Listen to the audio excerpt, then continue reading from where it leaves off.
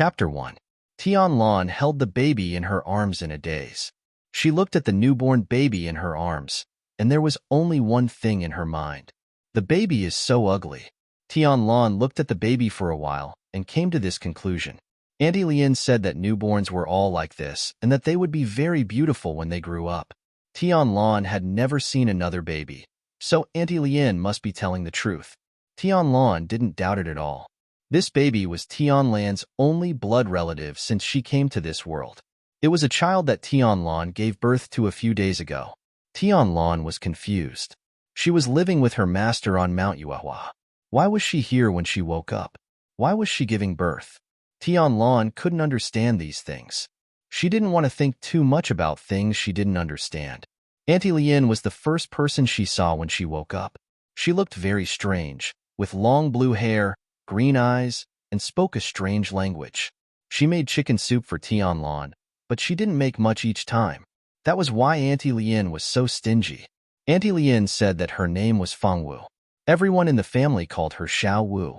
Her master said that for a swordsman, the only important thing was their sword. Other things weren't important. So Tianlan, Fengwu, quickly accepted her new name. She didn't force herself to change her name. Little miss, it's time to eat. Auntie Lien made pig trotters for you today. You must eat more. A woman in her 30s with a gentle smile walked in with a pot of stewing soup. The woman first placed the pot on the table, then placed a small table that was meant for Xiao Wu to eat on the bed. Only then did she place the pot on the table.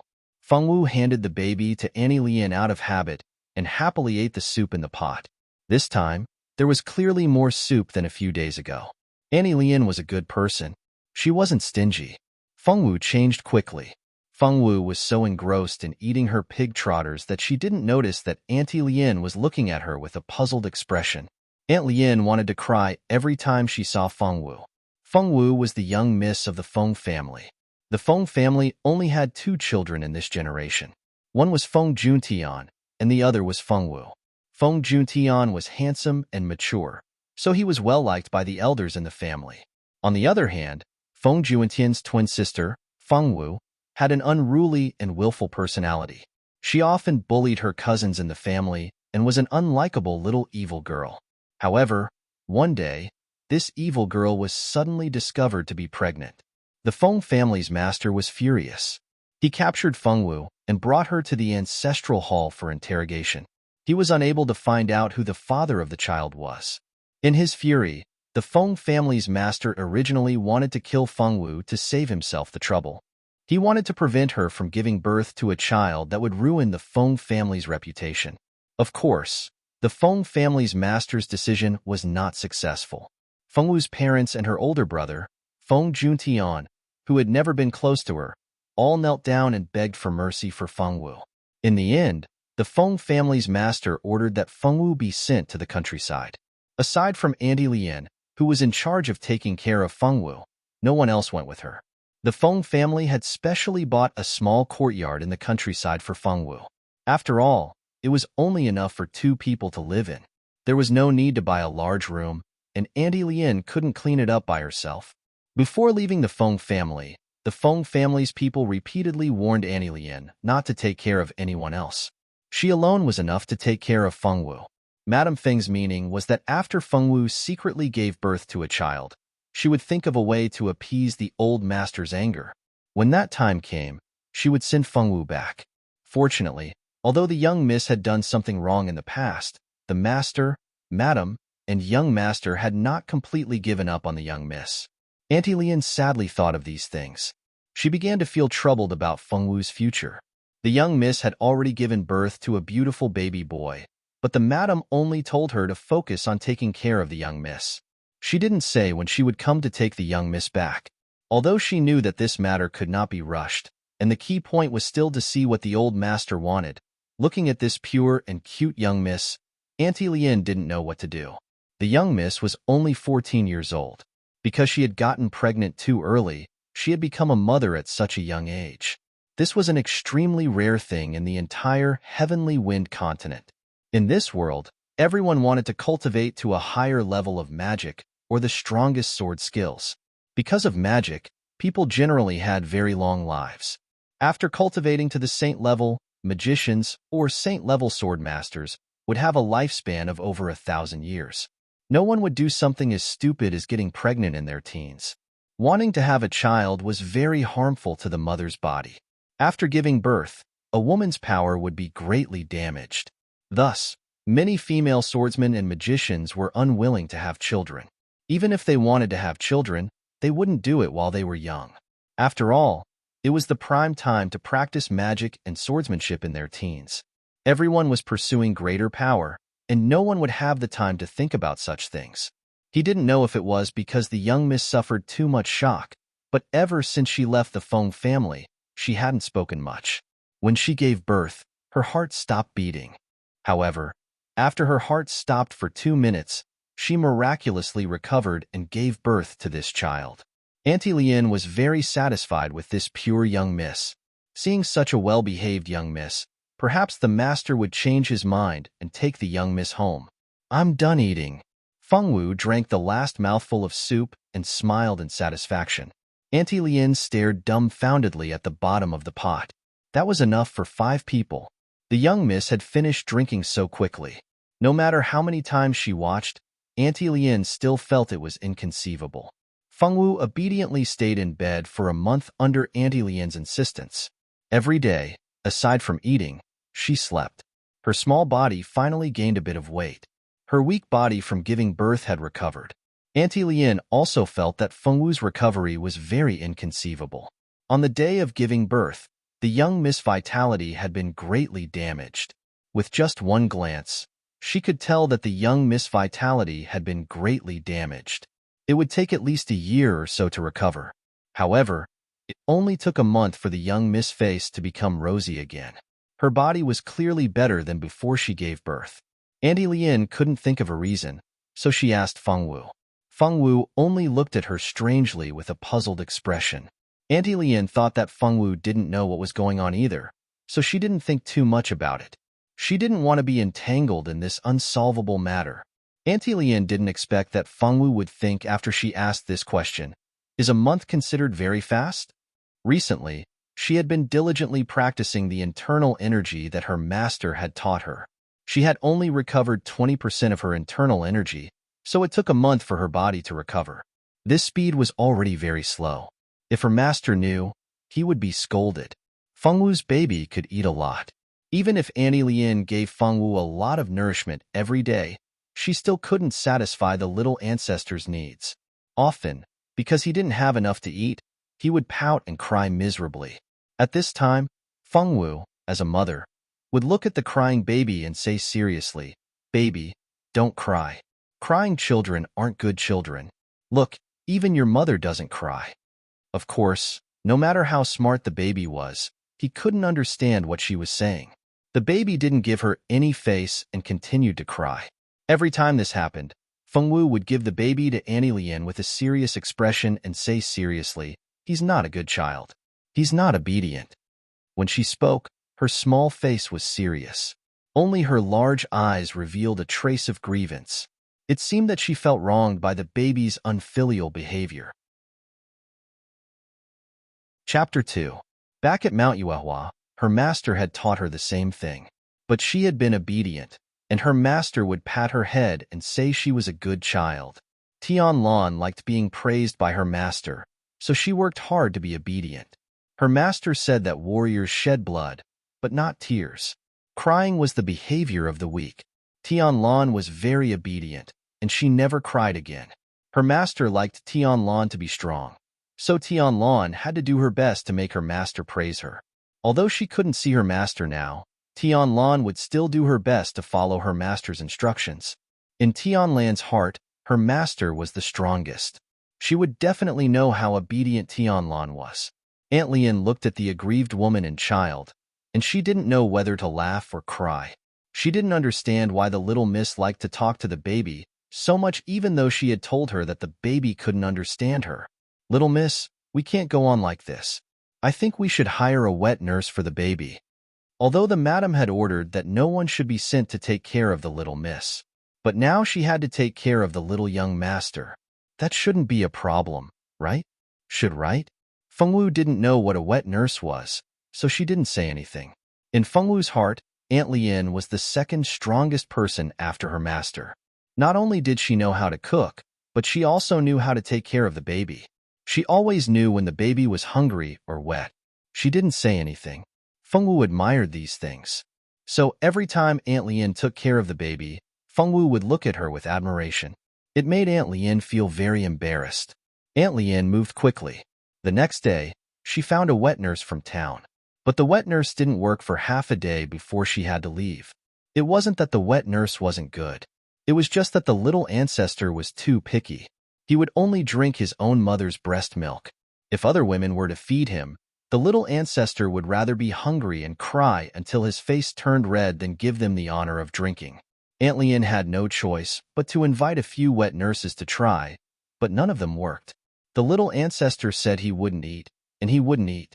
It gave Aunt Lien a headache. Auntie Lien took some silver coins and sent the wet nurses away. Then, she and Fengwu sat together and looked at the baby in Fengwu's arms, who was drinking her mother's milk. Their expressions were troubled.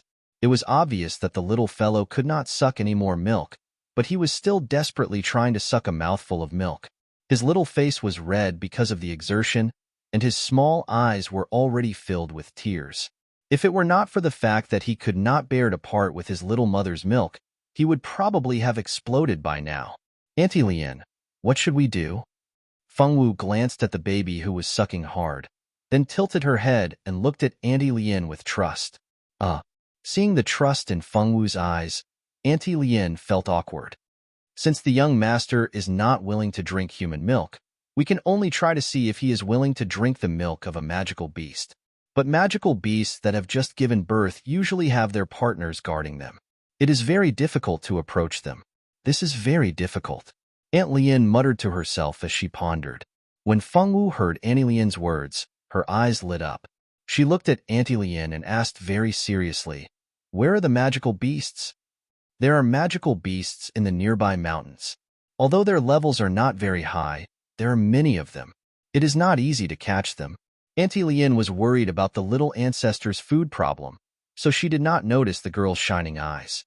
When Fengwu heard Auntie Lien's words, she looked at the little fellow who was about to cry. She made a decision in her heart. She was going to find food for the baby.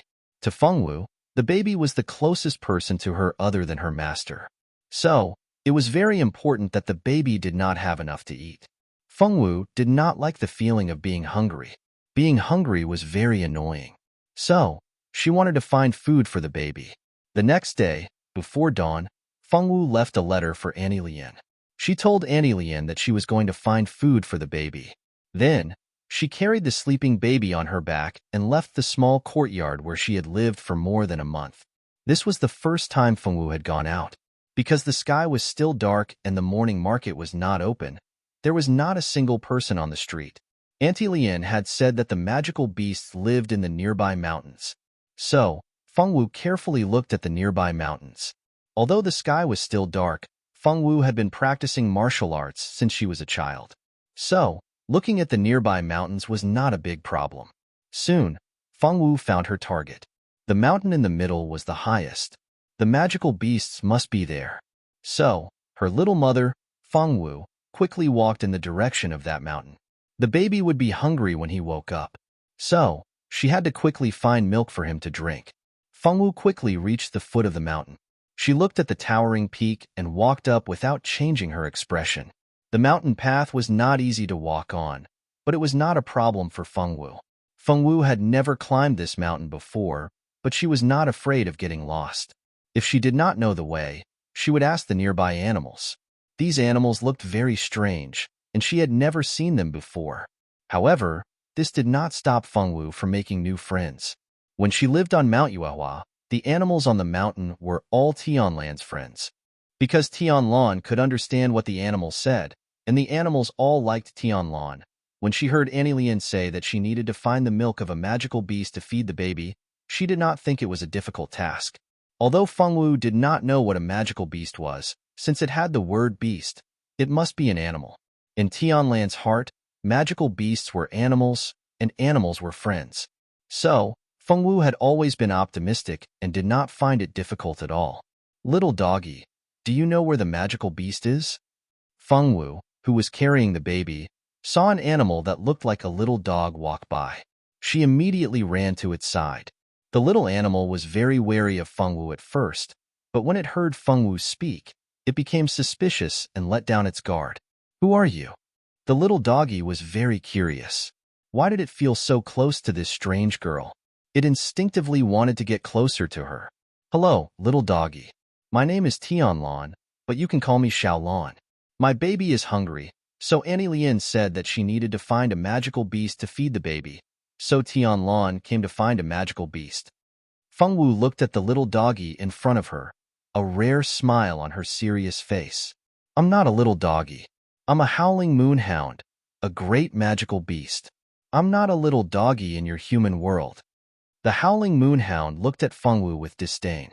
The name Little Doggy made the howling moonhound feel deeply insulted. It knew that in the human world, there was an ordinary animal called a dog. Although dogs and their howling moonhounds had some similarities, how could a proud magical beast like to be compared with an ordinary animal that did not have any magic power at all? Oh, then I'll call you Xiaoyu. Okay? Feng Wu looked at the howling moonhound with anticipation. The howling moonhound was embarrassed by her stare. All right, since this human is not annoying, I'll let her call me Xiaoyu. The howling moonhound nodded. Feng Wu was happy. She looked at the howling moonhound in front of her with anticipation. Xiaoyu, are you a magical beast? Then do you have a magical beast in your family that just gave birth? Can I trouble it to feed my baby? I don't think there are any in my family that just gave birth. Xiaoyu thought for a moment and said, there were a few howling moonhounds that just got pregnant, but it took a long time for them to give birth. Magical beasts usually had long pregnancies. It was common for them to be pregnant for 3 to 7 years, or even more than 10 years. The longer they stayed in their mother's womb, the stronger their talents would be after they were born. Then what should we do, Xiaoyu? Auntie Lien said that we need to find a magical beast to feed the baby. Feng Wu's eyes turned red as she looked at Xiaoyu sadly. Hey, don't cry. Xiaoyu panicked when she saw the girl's red eyes. I'm not crying. Master said that crying is for the weak, so Tianlan never cries. Feng Wu nodded seriously. Hearing Feng Wu's solemn words, they couldn't help but believe her. Chapter 3.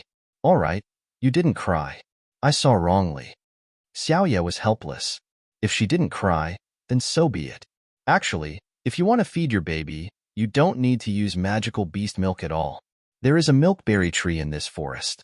The milkberries on the tree are the favorite food of magical beasts. The juice in the milkberries is very delicious, and the juice has a faint magic power. It is very suitable for the baby to eat. If you are in a hurry, I can help you pick some milkberries. Really? Thank you, Xiaoya. Xiaoya is so nice. Feng Wu smiled very happily. To be able to help the baby find something to eat and not have to go hungry, to Feng Wu, it was a very happy thing. Then wait for me here. I will help you pick some milkberries. The milkberries are in the center of the forest. Only magical beasts like us can go there. That is the favorite place of magical beasts. As soon as a human enters that place, they will be hunted down by all the magical beasts. Xiaoya thought that she was going all out for this human who had made a good impression on her. Then I will wait for you here. Feng Wu nodded her little head obediently. In the past, when she was at Mount Yuehua, the little animals also had their own gathering place. Even Feng Wu could only go there if she was invited. If she stepped in casually, she would be treated as an enemy and attacked.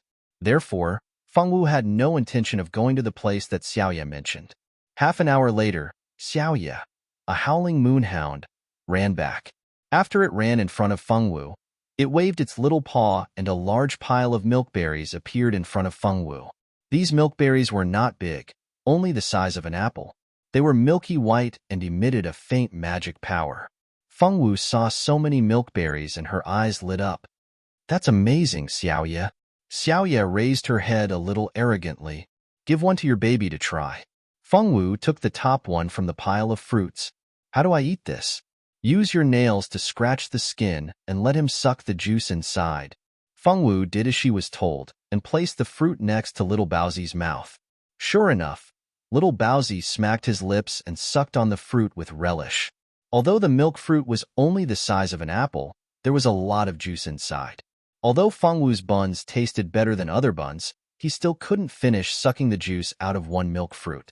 After the baby was full, the Fengwu didn't waste the rest of the food. She sucked up the juice in a few mouthfuls. After eating her fill, Fengwu began to worry about a problem. With so many milk fruits, how was she going to take them away? Fortunately, this problem did not trouble Fengwu for too long. Xiaoya helped her solve it. "This is for you. Take it and put it away." A black metal ring flew towards Fengwu in a parabola. Fengwu stretched out her small hand and caught it. "This is a storage ring for you humans. We magical beasts don't need this thing. Drip your blood on it and take it," Xiaoya said generously. When magical beasts were born, they had a life space in their bodies to store things they needed. Only humans would like this kind of storage magic tool. This ring was left behind by a seriously injured human hundreds of years ago. At that time, it was picked up by Xiaoya's father. After Xiaoya was born, this ring became Xiaoya's toy. Now that Xiaoya thought that it had grown up and no longer needed to play with this kind of toy, it was very generous to give it to Fengwu. Anyway, it was just a toy in its hands and had no use at all. Fengwu felt that this new storage ring was very novel. After dripping her blood on it to identify it, not only did she put the milk fruits inside, but she also experimented with the stones and flowers next to it. At the same time, at the foot of the mountain, Auntie Lien was anxiously waiting for Fengwu to return home. After Fengwu left a note and left, Auntie Lien was so anxious that she almost went to the village chief to organize people to look for her. Just as Auntie Lien was anxiously walking around in circles, an unexpected person appeared. "Housekeeper Luoda, why are you here?" Auntie Lien looked at the middle-aged man who appeared at the door with surprise. Luoda was the Feng family's housekeeper. He was in charge of looking for the Feng family's business outside. His position in the Feng family was very high. Auntie Lien could not imagine that such a person would actually appear in this small village. "It was the master who told me to come. You have already taken care of Miss Fengwu for so long. Miss Fengwu's body has almost recovered. The master wants you to go back immediately. Madam needs you." With Luo Da's position, it was impossible for him to not know what had happened to Fengwu. Luo Da did not have any feelings towards this exiled Feng family member. As a servant, he did not have the right to think or talk about his master's family matters. "Go now, but the young miss still hasn't returned. I'm worried." Before Auntie Lien could finish speaking, she was interrupted by Luo Da. "This is the master's wish. As a servant, you only need to do as the master says." Luo Da waved his hand and did not let Auntie Lien finish speaking. "But what about Miss Fengwu? She had just finished her confinement. The young miss did not have enough milk, and the young master was picky about milk. If she left now, how could he be at ease? No buts. Pack up and leave now. The master is still waiting for us to return and report." Luo Da sternly shouted. As a servant, he did not have the right to disobey his master's orders. Auntie Lien was scared back to her senses by Luo Da's shout. Yes, she was only a servant. She had to do whatever her master said. She did not have the right to disobey her master. "I'll go pack up and leave a letter for the young miss. Once I'm done, we'll leave." Auntie Lien helplessly compromised. This time, Luo Da did not say anything. It could be considered that he agreed. Auntie Lien let out a sigh of relief. At the very least, she could leave a letter for the young miss to tell her where she was going. She only hoped that the young miss could take good care of herself and the young master. Auntie Lien did not bring many things. Originally, the Feng family had Auntie Lien take care of Fengwu. They only wanted her to take care of Fengwu until she finished her confinement. The actions of the previous master made the Feng family very disappointed. They basically did not care about her feelings. Auntie Lien spent 10 or so minutes packing up and leaving behind a simple letter. Just like that, she followed housekeeper Luo Da and left the village. When Fengwu returned from a rewarding journey, she only saw a letter that Auntie Lien had left on the table. The letter said that the Feng family had come and that Auntie Lien had to return to the Feng family to report. Auntie Lien also told her to take good care of herself. In addition, her mother had left her a crystal card. Every month, 20 gold coins would be deposited into the card. This money was her monthly living expenses and other information. Fengwu blinked her eyes. After a few seconds, she remembered that Auntie Lien had left and would never return. Fengwu was a bit sad. Auntie Lien's cooking was very delicious. It was a pity that she left. All right, for a young female lead who was a foodie, eating was still the most important. Fortunately, Auntie Lien had already finished cooking before she left. Fengwu finished the food and fed little steamed bun half a milkberry. The two of them lay down on the bed and fell asleep. Chapter 4. This day was destined to be a restless day. Late at night, the entire village was brightly lit. Screams, cries for help, and the sound of fighting and killing spread throughout the village. Even if Fengwu was sleeping like a dead pig, she still woke up. Fengwu, who had just woken up, was a little confused. The little bun was also disturbed by the noise outside. His cute little eyebrows wrinkled, and his little mouth made a little noise of protest. Fengwu put on her clothes and climbed to the top of the wall to take a look. She saw the village was covered in blood.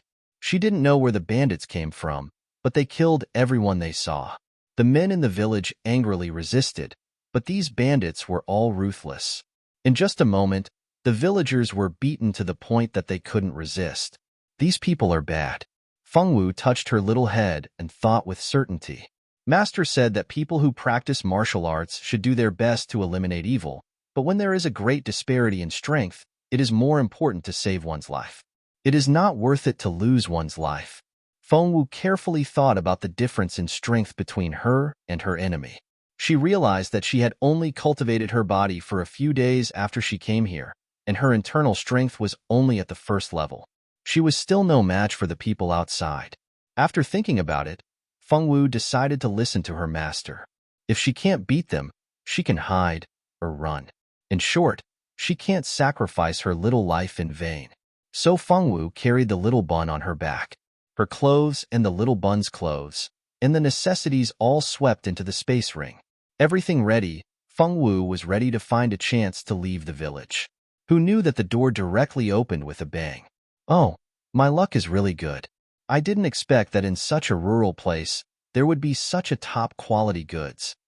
The bandit named Haysi was very tall, his skin was dark, and the whole person exuded a strong aura. At a glance, it was clear that he had killed many people. Little beauty, go with brother. As long as you serve me well in the future, your little life, brother Haysi, I will protect. Such a beautiful little beauty. When he was tired of playing with her, he could sell her for a good price. It was a pity to kill Chi. Haysi drooled and stared at Fengwu. For Haysi, Fengwu is now a fish on the chopping board. She can't run away. Life and death is not up to him. As for the little bun on Fengwu's back, he was directly ignored by Haysi. Fengwu didn't understand what this person meant. Fengwu intuitively didn't like this person. I don't like you. Fengwu looked at Haysi and said. She did not like this person and would not leave with him. This person was very bad. The way he stared at her was very annoying. Master said that men with this kind of eyes are not good men. If they dare to touch her, they can kill them directly. If they can't kill, they can run away. Master will back them up. Haysi felt that this little girl had a problem with her brain. In this case, shouldn't she be scared and scream or beg for mercy? How can this girl be so calm and say that she doesn't like him?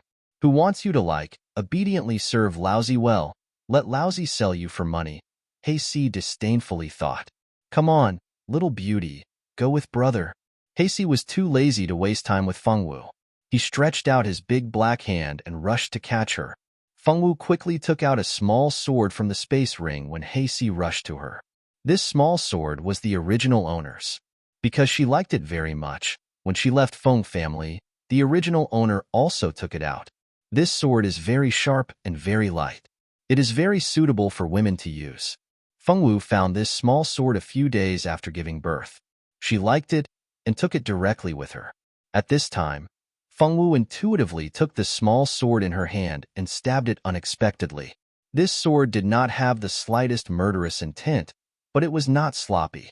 It stabbed towards Haysi's vital point. Haysi is worthy of being a murderous robber. Although he did not expect such a little girl to dare to resist, with his combat experience, he still escaped this fatal blow. Unfortunately, although the first sword was avoided by him, the second sword was like moving clouds and flowing water, so that Heisi could no longer escape and was directly cut in the neck. Heisi's eyes widened. He didn't think that he would die in the hands of such a thin little girl. Although he had been prepared to die in this line, he didn't think that he would end his life in this way. No matter what Heisi was thinking when he died, Fengwu immediately closed the door after the two sneak attacks to prevent other robbers from breaking in again, and then left from the back door. She hid all the way and finally fled to the edge of the village. But outside the village, a lot of robbers gathered there, and it was impossible to go out. With Fengwu's current skill, it is no problem for one to fight 3 or 5, but these 100 or 200 robbers, how can she be the opponent?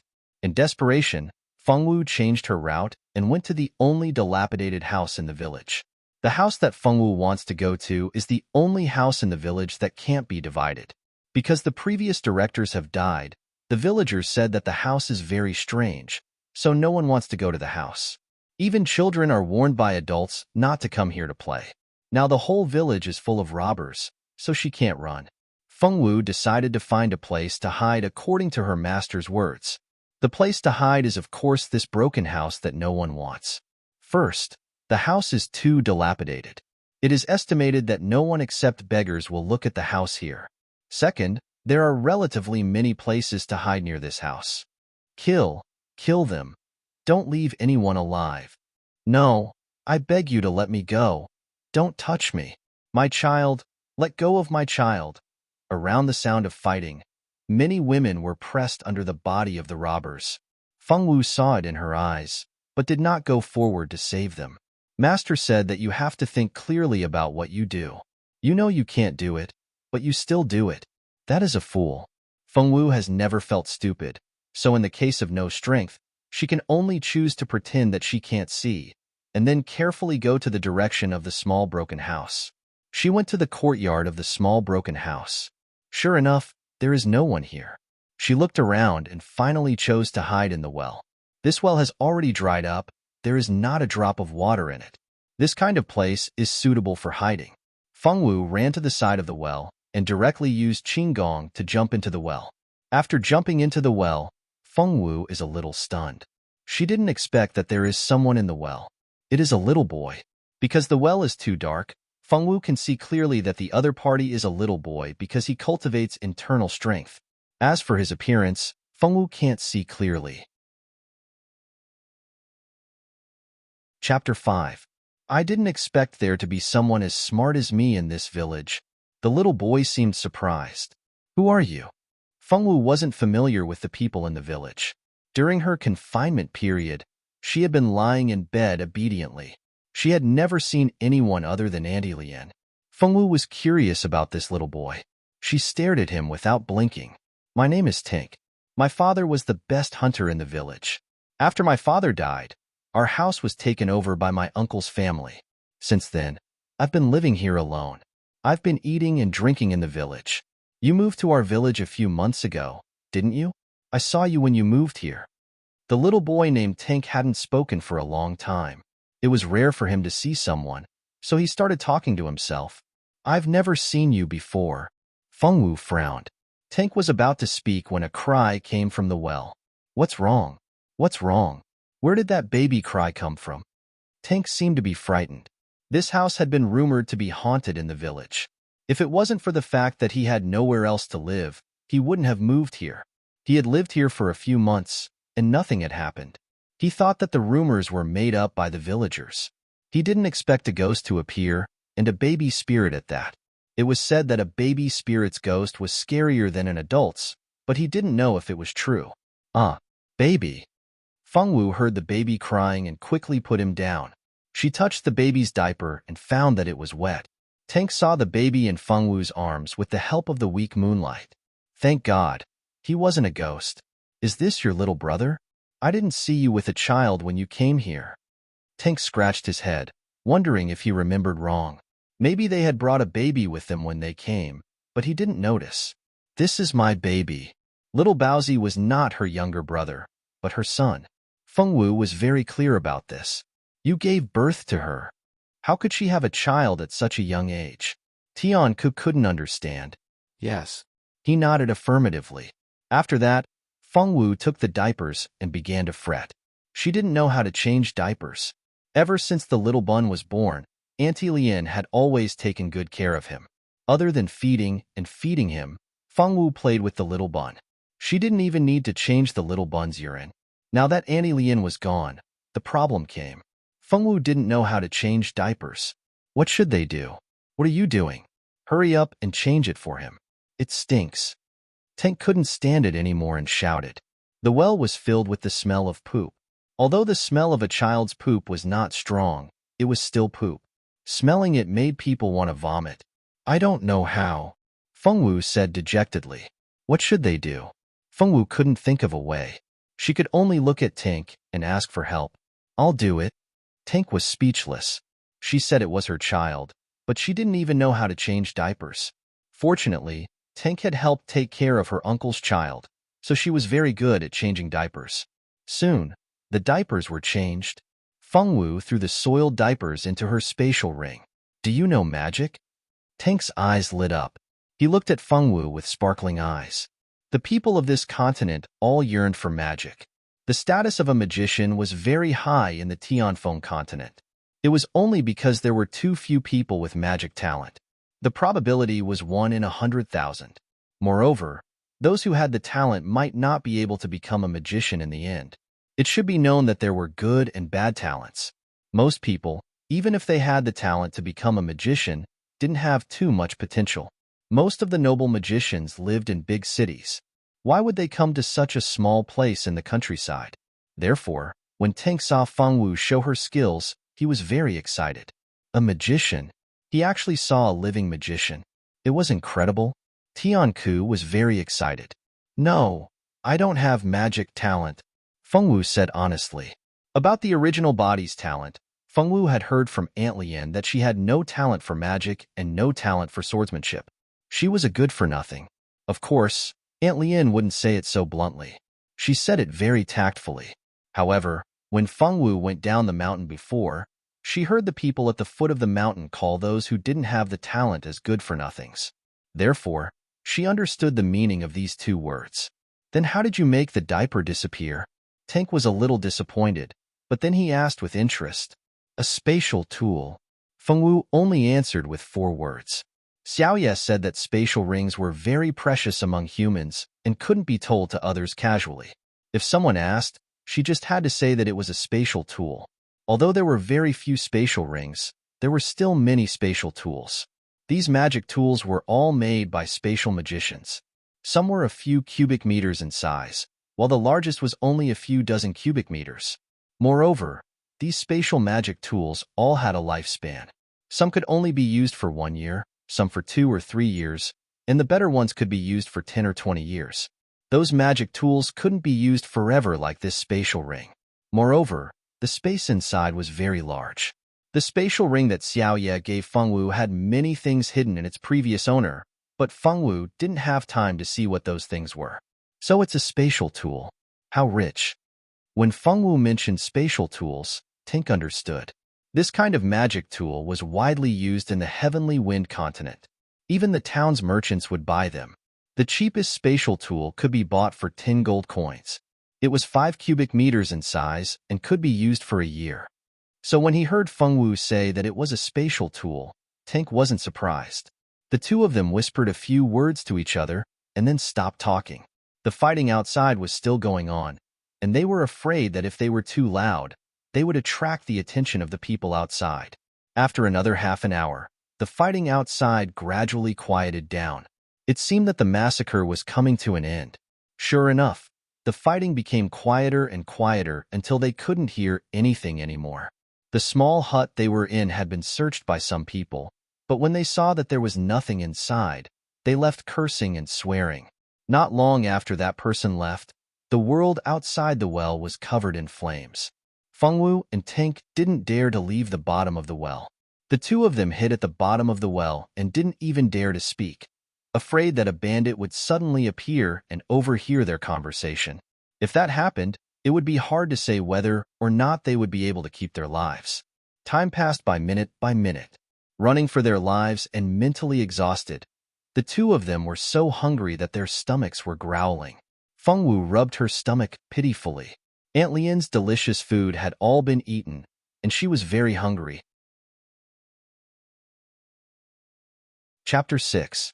Blinking her eyes, Fengwu suddenly remembered that she still had milk fruits to eat. Xiaoyu had helped little Baozi pick a lot of milk fruits. Thinking of this, Fengwu narrowed her eyes and smiled. She used her mental power to connect with her spatial ring, and 1 or 2 milk fruits appeared in Fengwu's hand. Fengwu generously gave a milk fruit to Tink. Now that the two of them were both at the bottom of the well, Fengwu naturally wouldn't be stingy. Tink blushed as he took it. Fortunately, the bottom of the well was very dark. Other than the outline of a person, even his skin color couldn't be seen clearly, let alone whether he was blushing or not.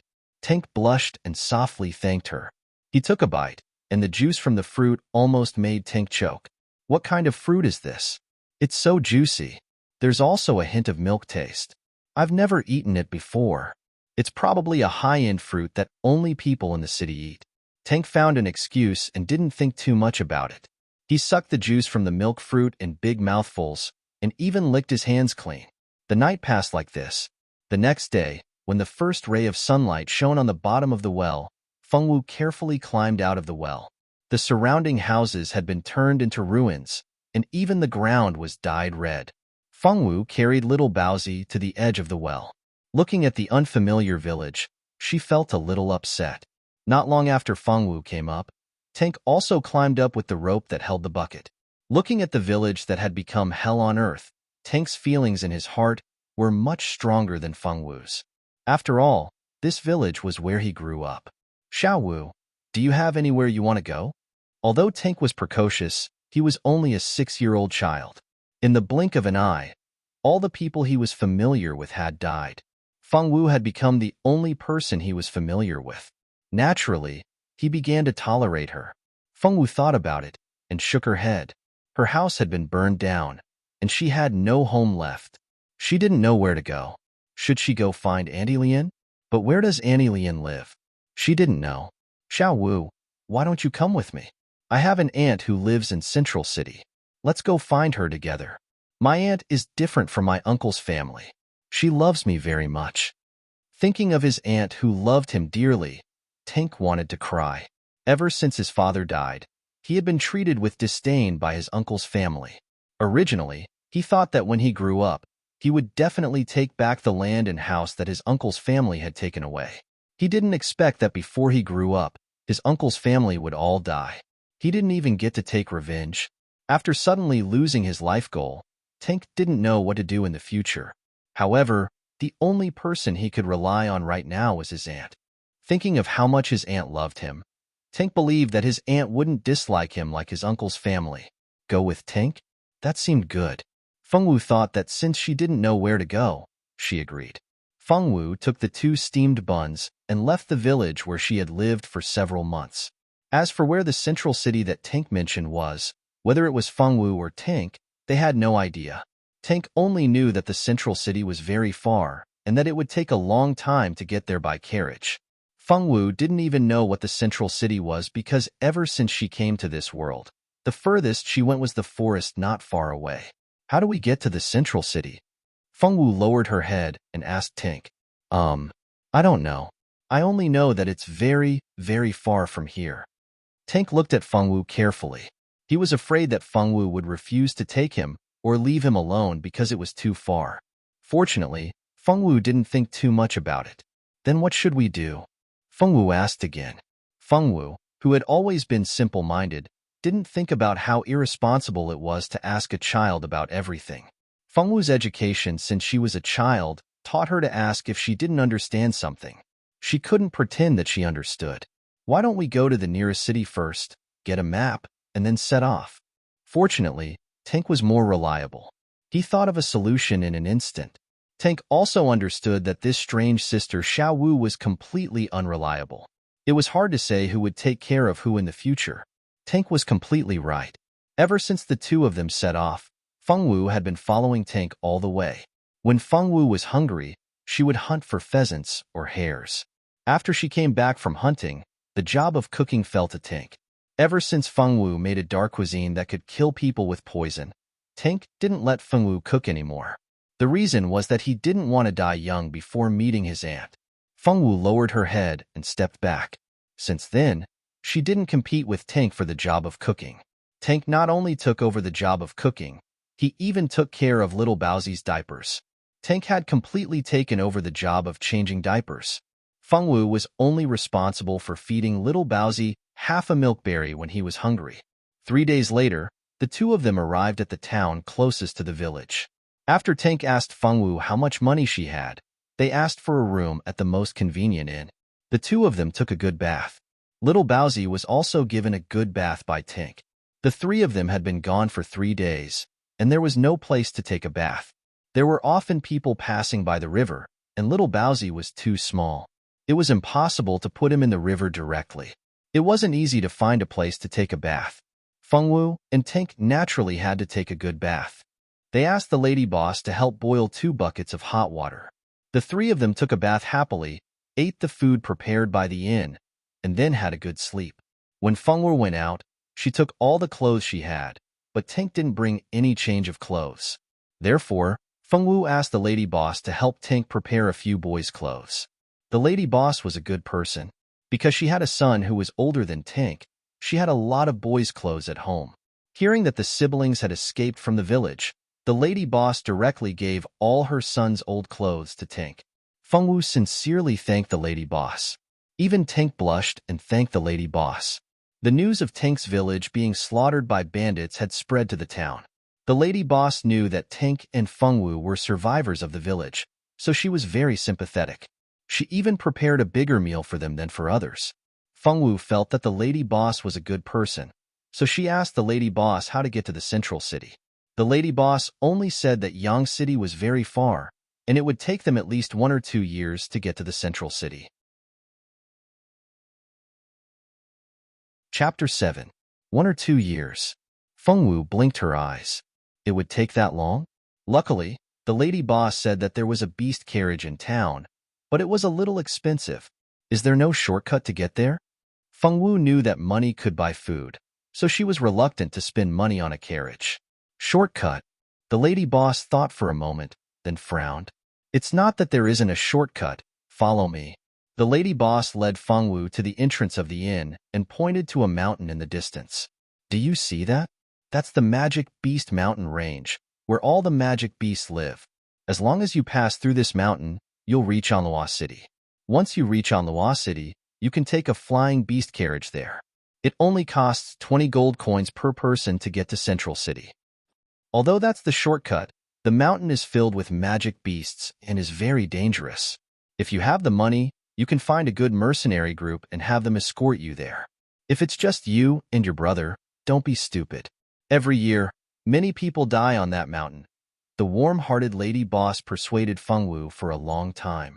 No matter what the lady boss said, Fengwu obediently listened. However, no one could guess what she was thinking. So there really was a shortcut, Fengwu thought as she listened to the lady boss's words. In her heart, she was thinking about how to save money to get to Central City. Auntie Lien said that she had 20 gold coins for living expenses every month. She hadn't even started spending this month's money. A few months ago, Auntie Lien had been saving money to spend.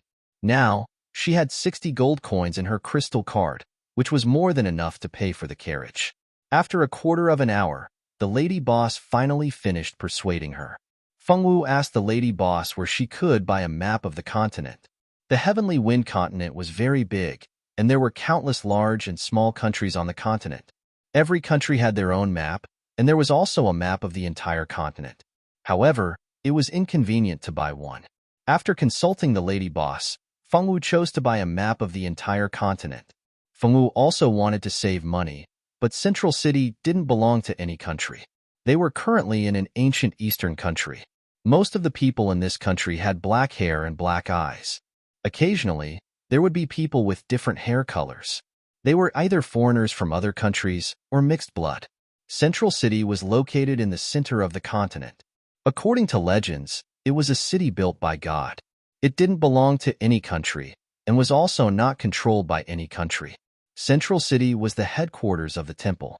In the legends of the heavenly wind continent, the people of the temple were all chosen by God. For the sake of the continent's peace, they worked hard to fight against the demons of other worlds. They had the power bestowed upon them by God, and every warrior of the temple was respected by the people. In Central City, other than the temple, the most famous school was the Notre Dame du Starlight. It was the continent's largest dual cultivation school of magic and martial arts. There were the most talented magicians and the most talented swordsmen. Every graduate of the Notre Dame du Starlight could become a member of the temple as long as they passed the examination of the Holy Court. To be able to become a member of the temple was a matter of great honor to everyone. Fengwu wanted to bring Tank to Central City, so she had to buy a map that could be used by the entire continent. Only then would she be able to calculate the most time and cost-effective route. Under the lady boss's guidance, Fengwu went to a shop that specialized in miscellaneous goods and spent 5 gold coins to buy a map of the continent. After leaving the shop, Fengwu looked at the map in her hand and pursed her lips.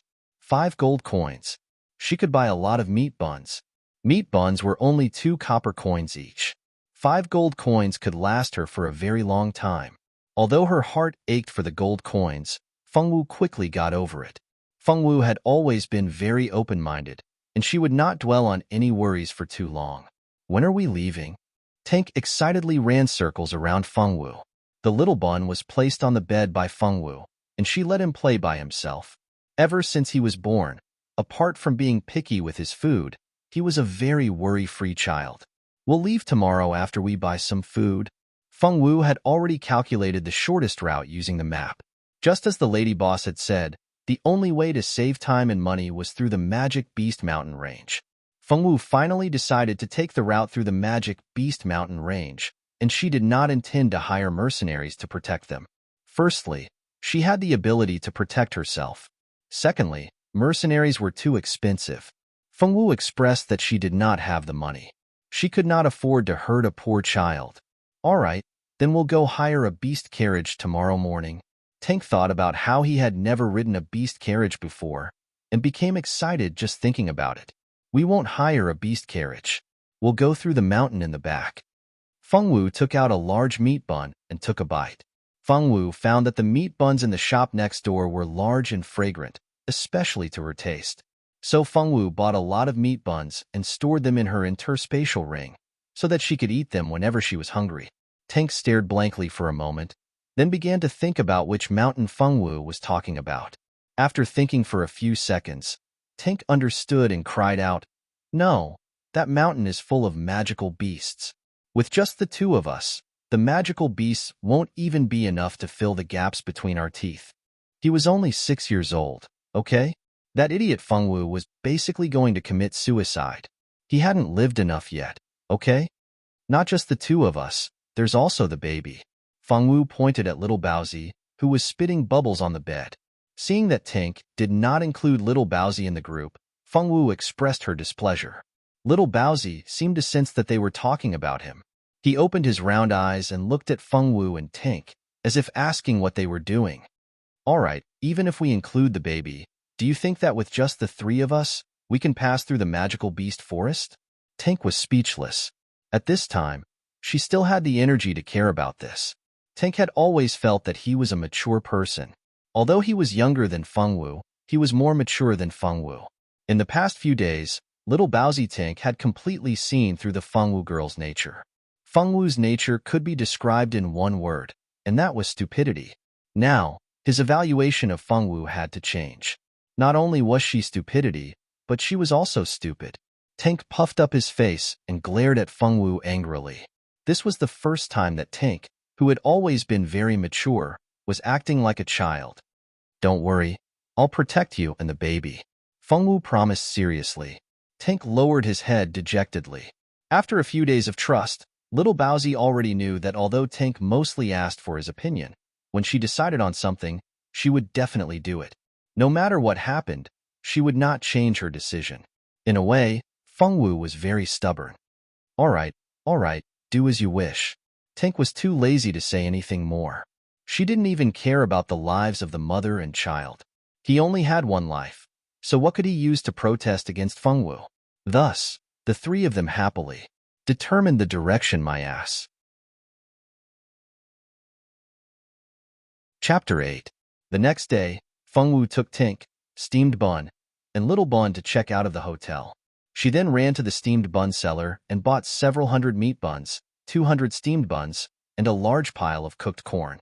She then went to the grocery store to buy many seasonings, as well as several hundred beast skin water bags. She bought over 100 bags of rice, as well as some pots and pans for the kitchen. She also bought a large tent, a bed and blankets, as well as a number of miscellaneous items. Fengwu's interspatial ring was very large and could store many things. She spent less than 5 gold coins to buy such a large pile of things. Tank followed behind Fengwu. Seeing Fengwu's crazy buying manner, he felt as if he didn't recognize Fengwu anymore. Before today, she had clearly been a miser. When it came to money, she would definitely be very careful. How had she changed after just one night of sleep? Was it because Fengwu had changed too quickly, or was it because the world had changed too quickly? Little Bun Tink expressed that he didn't understand at all. He begged for help, for an explanation, for all sorts of things. After buying everything, Fengwu carried Little Bun on her back, with Tink following behind her. One big hand and two small hands holding a map, they set off towards the mountain range of magical beasts. The mountain range of magical beasts was one of the largest mountain ranges in the ancient eastern country. It covered an extremely large area. After passing through the mountain range of magical beasts, it didn't take long for them to reach the border city of Onluwa City. Fengwu led Tink into the mountain range of magical beasts. Many of the magical beasts that lived in the outer regions of the mountain range of magical beasts were relatively weak. The universal map that Fengwu had bought didn't have many routes in the mountain range of magical beasts. Apart from the routes into the mountains, the routes within the mountain range of magical beasts weren't marked out. Perhaps it was because the magical beasts inside were too strong. So no one had the ability to draw out a complete map of the mountain range of magical beasts. And those who had the ability wouldn't have spent the time to draw out a map. Look, why are there two children? Within a small mercenary group that was hunting for low-level magical beasts in the outskirts of the mountain range of magical beasts, one of them discovered a large group of two. These people obviously ignored Little Bun, who was behind Fengwu. Little Bun yawned behind Fengwu. The sun was so comfortable, he wanted to sleep. It looks like they want to go into the mountains. They don't want to live anymore. Kids nowadays are so reckless. I wonder which family they are from. Someone sighed. Hey, little girl, little brother, don't go inside. It's very dangerous. A kind-hearted female mercenary couldn't bear to see such a young child buried in the mouth of the demon mountain, so she cried out. Hey! Behind them, a few kind-hearted people continued to call out. It was a pity that Fengwu didn't know that they were calling out to her. And although Tink knew, Fengwu had already decided to pass through this mountain range. Moreover, he didn't know those people, so he didn't pay much attention to them. The kind-hearted mercenaries called out a few times, and not long after, Fengwu and Tink's small figures disappeared in front of everyone's eyes. What's wrong with those two children? Aren't they looking for death? A female mercenary frowned. Why do you care what they do? They're not your children. If they want to die, we won't stop them. But they... The female mercenary wanted to say something, but was interrupted by the leader of their mercenary group. All right, let's not talk about it anymore. We've already warned them. We've already done our best, the tall and sturdy captain said. Thus, no one said another word. The members of the small mercenary group began to seriously search for traces of low-level magical beasts.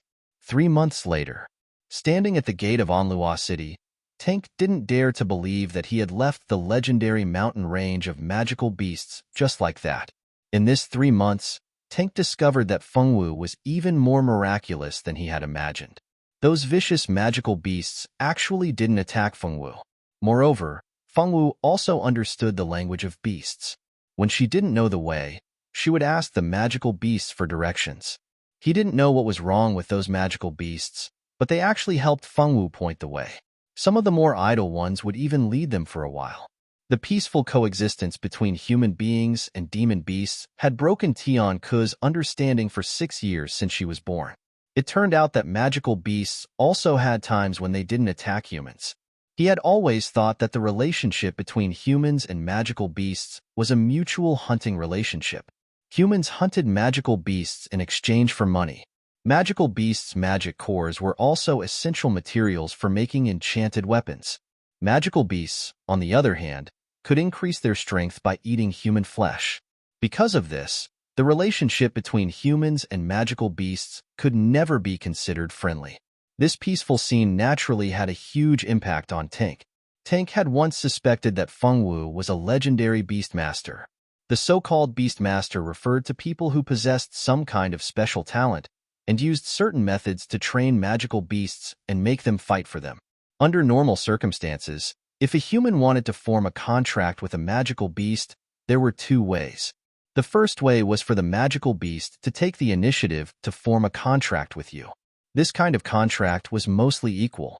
Moreover, before the contract was formed, you had to first defeat the magical beast you wanted to form a contract with. If you couldn't suppress the magical beast in terms of strength, why would it form a contract with you? The second way was for the beastmaster to train the magical beast first, and then for the human to form a master-servant contract. Of these two methods, the first was naturally the best. It should be for the magical beast that had been trained by the beastmaster. The suppression on the magical beast's strength was greater, and the magical beast's strength couldn't exceed its master's. On the other hand, a contract of equal status didn't have such restrictions, and was better for the magical beast's growth. Tank guessed that Feng Wu was a beastmaster, and immediately asked Feng Wu for confirmation. Feng Wu shook her head, saying no. Tank didn't really believe her. However, after interacting with Feng Wu for so long, he knew that Feng Wu wouldn't lie, unless she didn't want to answer. If she answered, then her answer would definitely be true. Tank couldn't understand why Feng Wu was so popular with the magical beasts, but he couldn't be bothered to think about it. Onluo City was located at the border between the ancient eastern country and the central city. It was one of the largest cities in the ancient eastern country. There were many merchants coming and going here, and the city was very prosperous. After seeing Onluo City, the two country bumpkins Feng Wu and Tank realized that the small town that they had thought to be very grand was actually so small. Look at the houses, the carriages, the clothes, the food they were selling. Whoa! As expected of Onluo City, Tank exclaimed, beautiful. Feng Wu carried Little Bun on her back. Like Tank, she also felt that the city was very beautiful. The furthest Sky Blue had ever been to was a small town at the foot of Mount Yuehua. She had never seen such a beautiful city. Che, country bumpkins, don't block the way. You really haven't seen the world. What a disgrace. Feng Wu and Tank turned around upon hearing the voice, only to see a blue-haired girl with her arms crossed, looking at Feng Wu and Tank with disdain. It was obvious that those words had come from this girl's mouth. Ugly woman, you're the country bumpkin. Your whole family are country bumpkins. Tank's face turned red, glaring angrily at the blue-haired girl. Damn brat, what nonsense are you spouting? How dare you speak to me like that? Do you know who I am? The girl was so angry that her ample chest heaved up and down. The nearby men who were watching the show couldn't help but drool as they looked at the beauty in front of them. Chapter 9.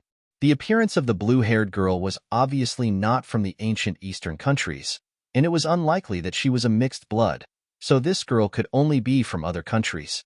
Looking at her gorgeous dress, she had a string of expensive pearl necklace around her neck, a gold bracelet inlaid with gems on her hand, and the hairband in her hair was obviously made of money.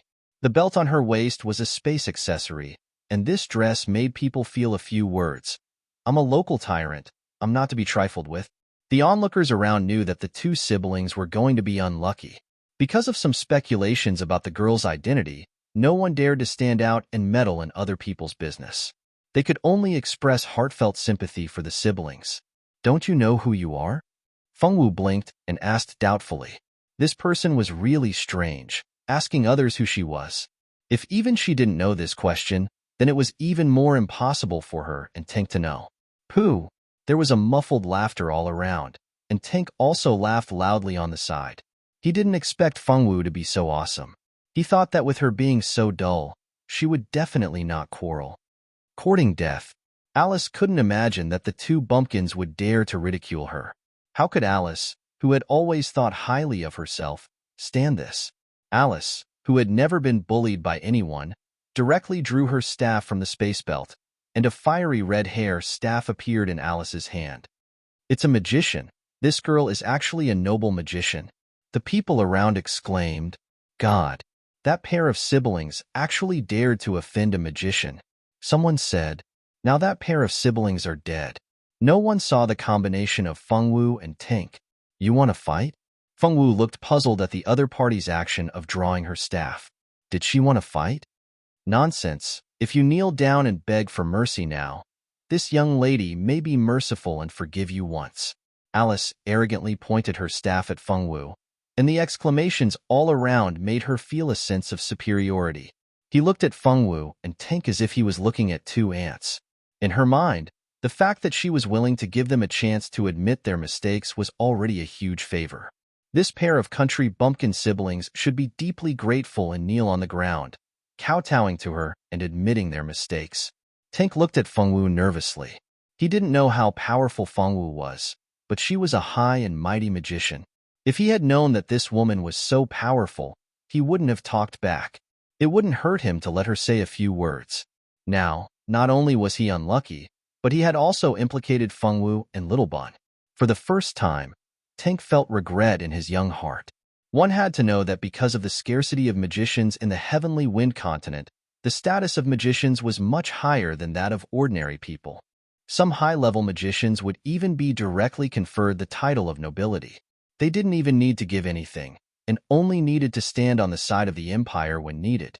Now, there was such a magician standing in front of them. Although they didn't know how high her level was, just her identity as a magician was enough to frighten them. Fengwu heard Alice's words and frowned. You mean, you want to fight with me? Master said not to use martial arts to bully ordinary people, unless the other party caused trouble first. Now that this unknown girl took out her weapon and challenged her, it shouldn't be a problem, right? Fengwu looked at the staff in Alice's hand, puzzled. Fight. You think you're worthy of saying these two words? Alice sneered disdainfully. She was just a country bumpkin, yet she said she wanted to fight with her. She really didn't know what was good for her. Who did she think she was to say these two words in front of her? A noble magician. Then, should we fight or not? The people here were really not straightforward. Fengwu pursed her lips, unhappy. Then, should we fight or not? You're courting death. Alice had never seen someone so eager to be beaten up. She was furious. She felt that she had been underestimated.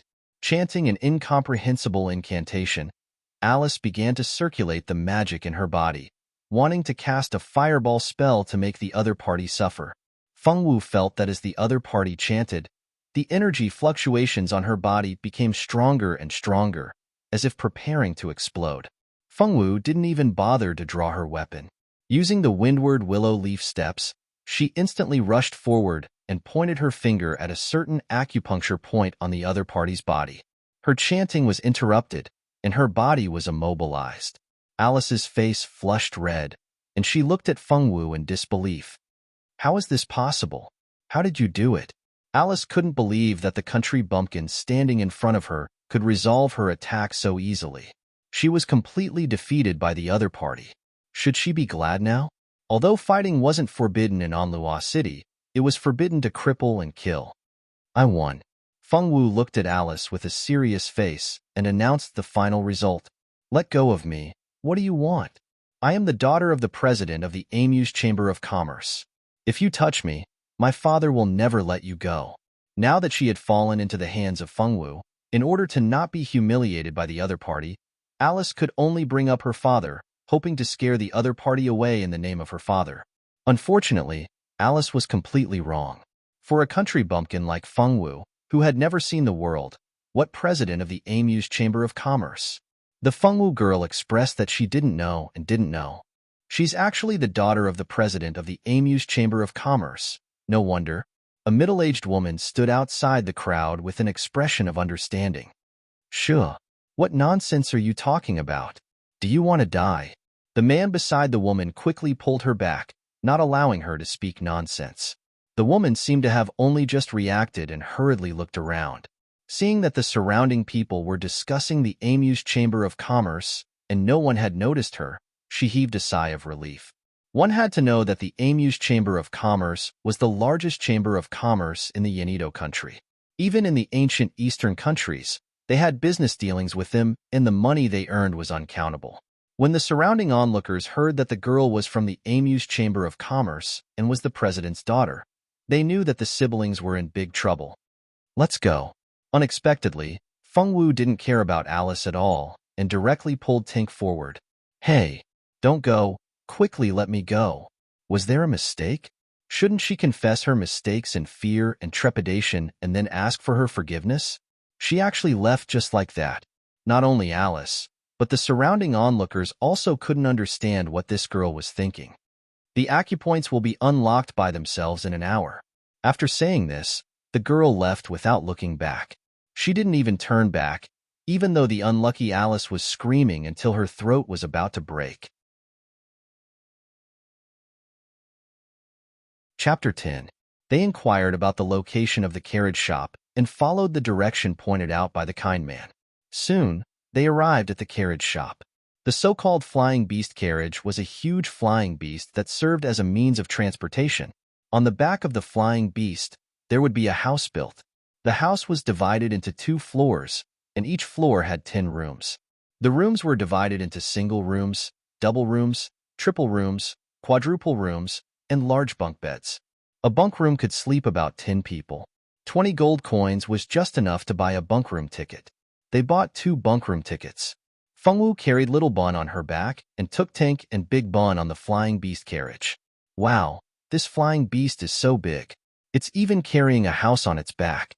Tink pointed at the huge, flying beast standing on the open ground excitedly.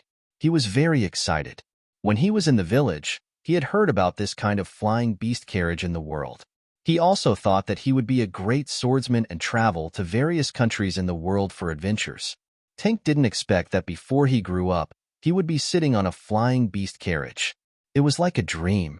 Tink pinched his arm stupidly. The pain from his hand made him sure that he wasn't dreaming. He couldn't stop giggling. "Those who are going to the central city, give me your number plates. Hurry up and get on the carriage." The staff of the carriage shop put down a ladder from the flying beast carriage and shouted. Fengwu and Tianku quickly climbed up the ladder. As soon as they reached the top, they saw the person who shouted just now standing in front of them. "Both of you are going to the central city. Show me your number plates first." The staff appeared in front of them with a professional smile. "We are going to the central city. These are our number plates." Fengwu handed over the 2 number plates that she had spent 40 gold coins on. The number plates were like the tickets in the future. One had to get on the carriage with the number plates. Without the number plates, one couldn't take the flying beast carriage. After checking the number plates, the staff made way for Fengwu and Tink to rest in their rooms. However, before they left, the staff kindly reminded Fengwu that there was no distinction between men and women in the bunk. If they had the money, it would be better to buy a double number plate. Fengwu thanked the kind staff and led Tink to the room she had booked.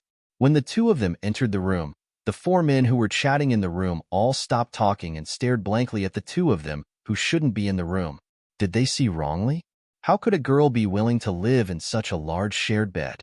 Because there was no distinction between men and women, girls wouldn't buy this kind of number plate. Only mercenaries like them would stay in this kind of place. No girls would sleep in this kind of place. Did you go to the wrong room? A middle-aged man dressed like a mercenary asked with uncertainty. He smiled at Fengwu as he spoke. Although this man had a long scar on his face and his smile looked even scarier, he still tried to make himself look kind so that he wouldn't scare the little lowly. "Stop smiling. You look even scarier when you smile. Don't scare these children." Another middle-aged mercenary who was about the same age as the man who spoke said with a smile. "That's right." The last person agreed. "We didn't go to the wrong room." Fengwu was very sure that the number plate she saw at the door was the number on her number plate. Afraid that these people wouldn't believe them, Fengwu specially showed her number plate to them. When Tink saw this, he also took out his number plate. He was afraid that these people wouldn't believe them and would chase them away. They took the number plates of the 2 little guys and looked at them. It was really this room. The three of them exchanged glances. Their eyes were filled with doubt. It really is this room. Little girl, you can sleep in the corner. Little brother will sleep next to you. It's more convenient this way. The one who spoke was the middle-aged man with a scar on his face. This arrangement was also kind. Not all men were as decent as the three of them. What if they met those with bad intentions? Yes, you two sleep in the corner. The three of us will lean against this little brother and sleep next to him. This way, we can block the others. The middle-aged man who laughed at the scarred man immediately said, This arrangement is good. The third person nodded. Tank nodded, indicating that he agreed. These three people didn't seem to be bad people. It was best to let the idiot Fengwu sleep inside. Fengwu was a girl. How could she lean on those men to sleep? Fengwu also agreed. Although she didn't know these three people, Fengwu felt the goodwill from these three people. The people who bought the number plates came to this room one after another. Most of them were curious that a little loli would appear in this room. Some even deliberately looked for Fengwu and Tank to chat. Of course, there were also those with bad intentions. They wanted to choose a bed close to Fengwu and take advantage of her. However, the few spots next to Fengwu had already been occupied by Tank and the three middle-aged mercenaries. Those who wanted to do bad things couldn't find a good spot and couldn't think of any other way. Your name is Fengwu, and your name is Tianku. Are you brother and sister?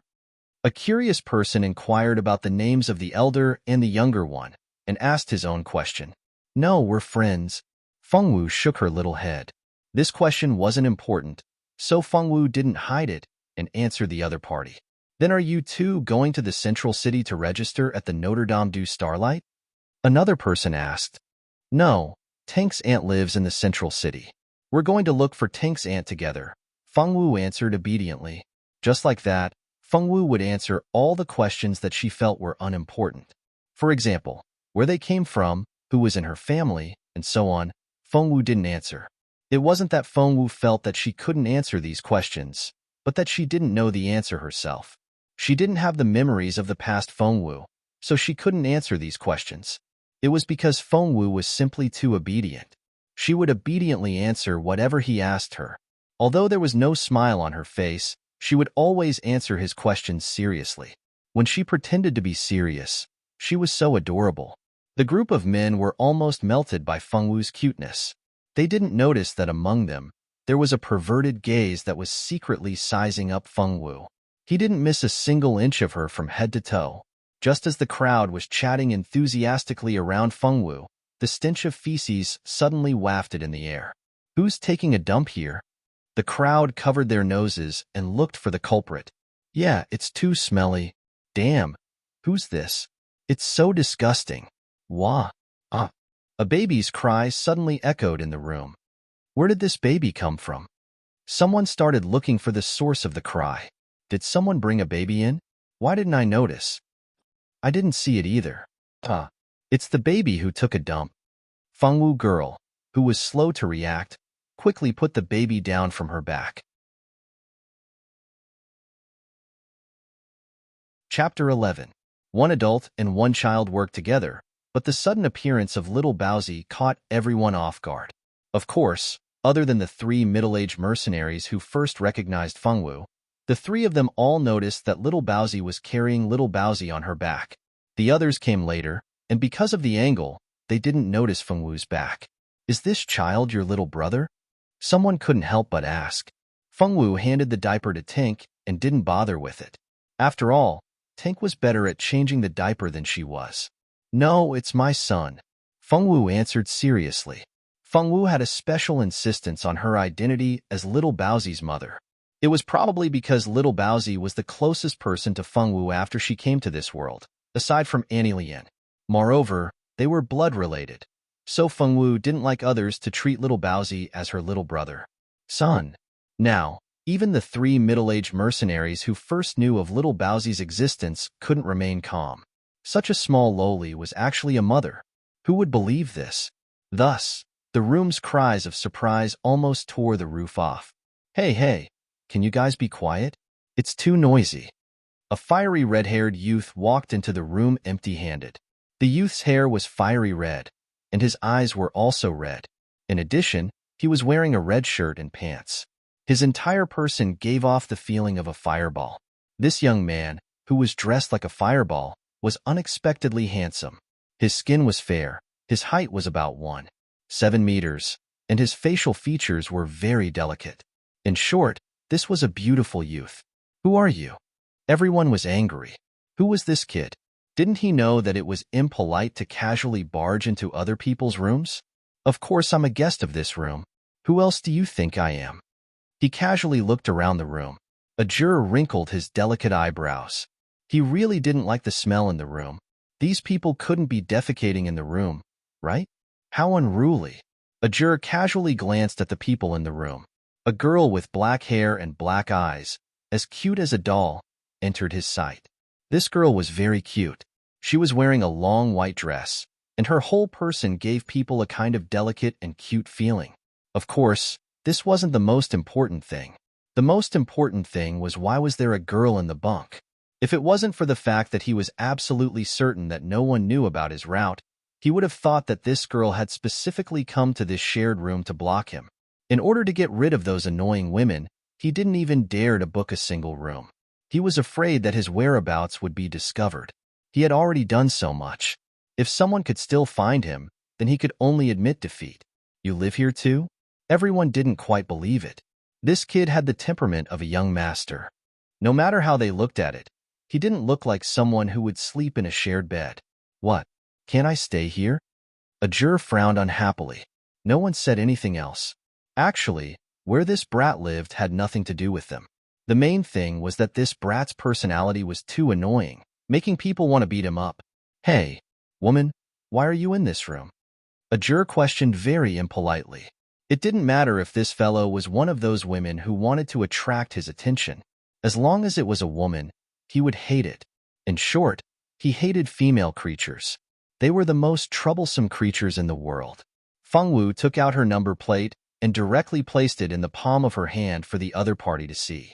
Fengwu thought that the other party misunderstood that she had walked into the wrong room, so she obediently showed her number plate to the other party. A juror saw the other party's actions and became angry. What was the meaning of this fellow? He didn't even know how to reply to a question. "You don't know how to speak, do you? I asked you to answer me. Why did you show me your number plate?" Fengwu raised her head in confusion. She thought that the other party would understand. Just now, when those uncles saw her number plate, they all understood. This person was really stupid. He couldn't even understand such a simple thing. What kind of look is that? He didn't see wrongly, right? This woman was treating him as an idiot. This made a juror very angry. He didn't see the other party chanting, but a fireball flew towards Fengwu. A juror had never been the kind of person who believed that he wouldn't hit a woman. His creed was that he would teach anyone who recognized him a lesson, regardless of gender. Now, Fengwu's gaze made a juror think that she was provoking him. Although he couldn't kill her like this, he still had to teach her a lesson. The fireball's speed was very fast. It was about to hit Fengwu's body. Because a juror's actions were too fast, it was too late for the others to save her. They could only watch as such a beautiful girl was miserably kissed by the fireball. Just when everyone thought that Fengwu girl was doomed, a short sword appeared in Fengwu's hand unexpectedly. The short sword was unsheathed and slashed towards the center of the fireball. The fireball actually dissipated in the air just like that. All of this happened in just a few seconds. The two of them, who were about the same age, were actually hidden experts. No one would have thought that such a cute girl would actually have such fighting strength. She was able to extinguish the fireball with a single slash. "Bad guy. You actually bullied Xiaowu." After putting Little Bun on the bed, Tank rushed towards a juror. Although he knew that he couldn't beat the other party dared to make a move on Fengwu. This made Tank feel that the other party was a big bad guy, unforgivable. Moreover, Fengwu was so silly, he must protect Fengwu. Tank was only a child, so a juror didn't bicker with a child. When Tank rushed over, he only felt that he hit a layer of something soft and was stopped a meter away from the person.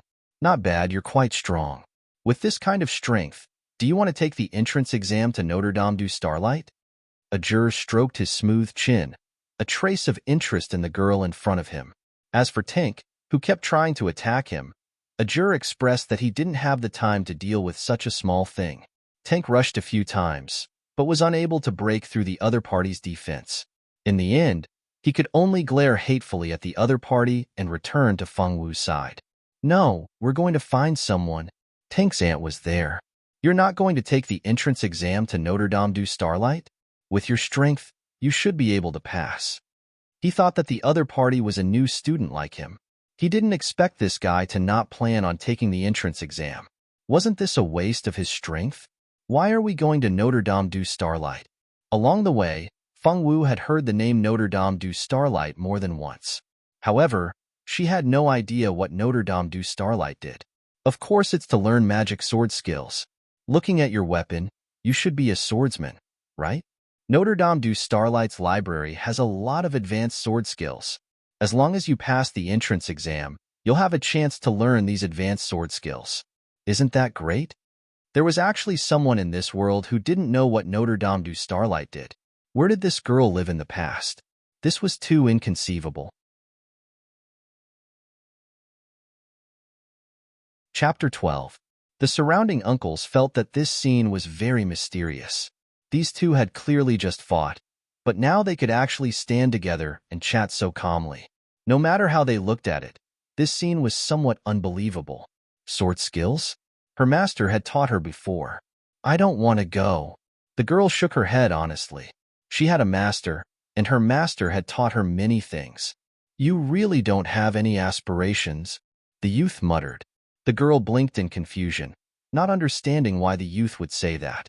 Xiao Wu, ignore this guy. He wanted to hit you just now. Tank really couldn't stand it anymore. He didn't want to see this silly girl being deceived by that bad boy. Feng Wu blinked. I didn't hit him. In Feng Wu's eyes, an attack without killing intent would not be seen as hostility. It would be too late if I hit him. Tank rolled his eyes. Save me. Can this girl not be so honest? At this time, a staff member came in and told everyone that the flying beast car was about to take off. Please stand properly and don't fall. Everyone returned to their seats and sat down. Feng Wu hugged Little Bun and pulled Tank to sit in their own little corner. The flying beast cars now were not like the airplanes on Earth that could be fastened with seatbelts. When taking off, if one couldn't maintain their balance, they would fall. Of course, if you were strong enough, you wouldn't have to worry about falling. That youth was like that. Because he was strong enough, he didn't find a place to sit like the others. Instead, he stood to the side and stared at Little Bun in Feng Wu's arms. This Little Bun was really very cute.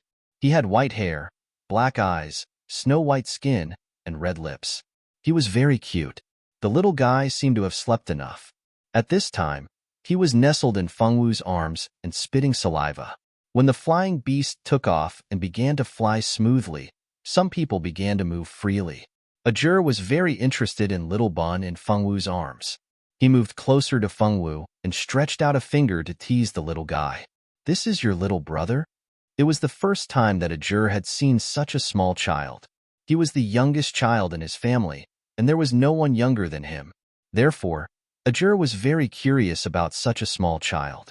It's my baby. Feng Wu looked at Ajur seriously. Yours.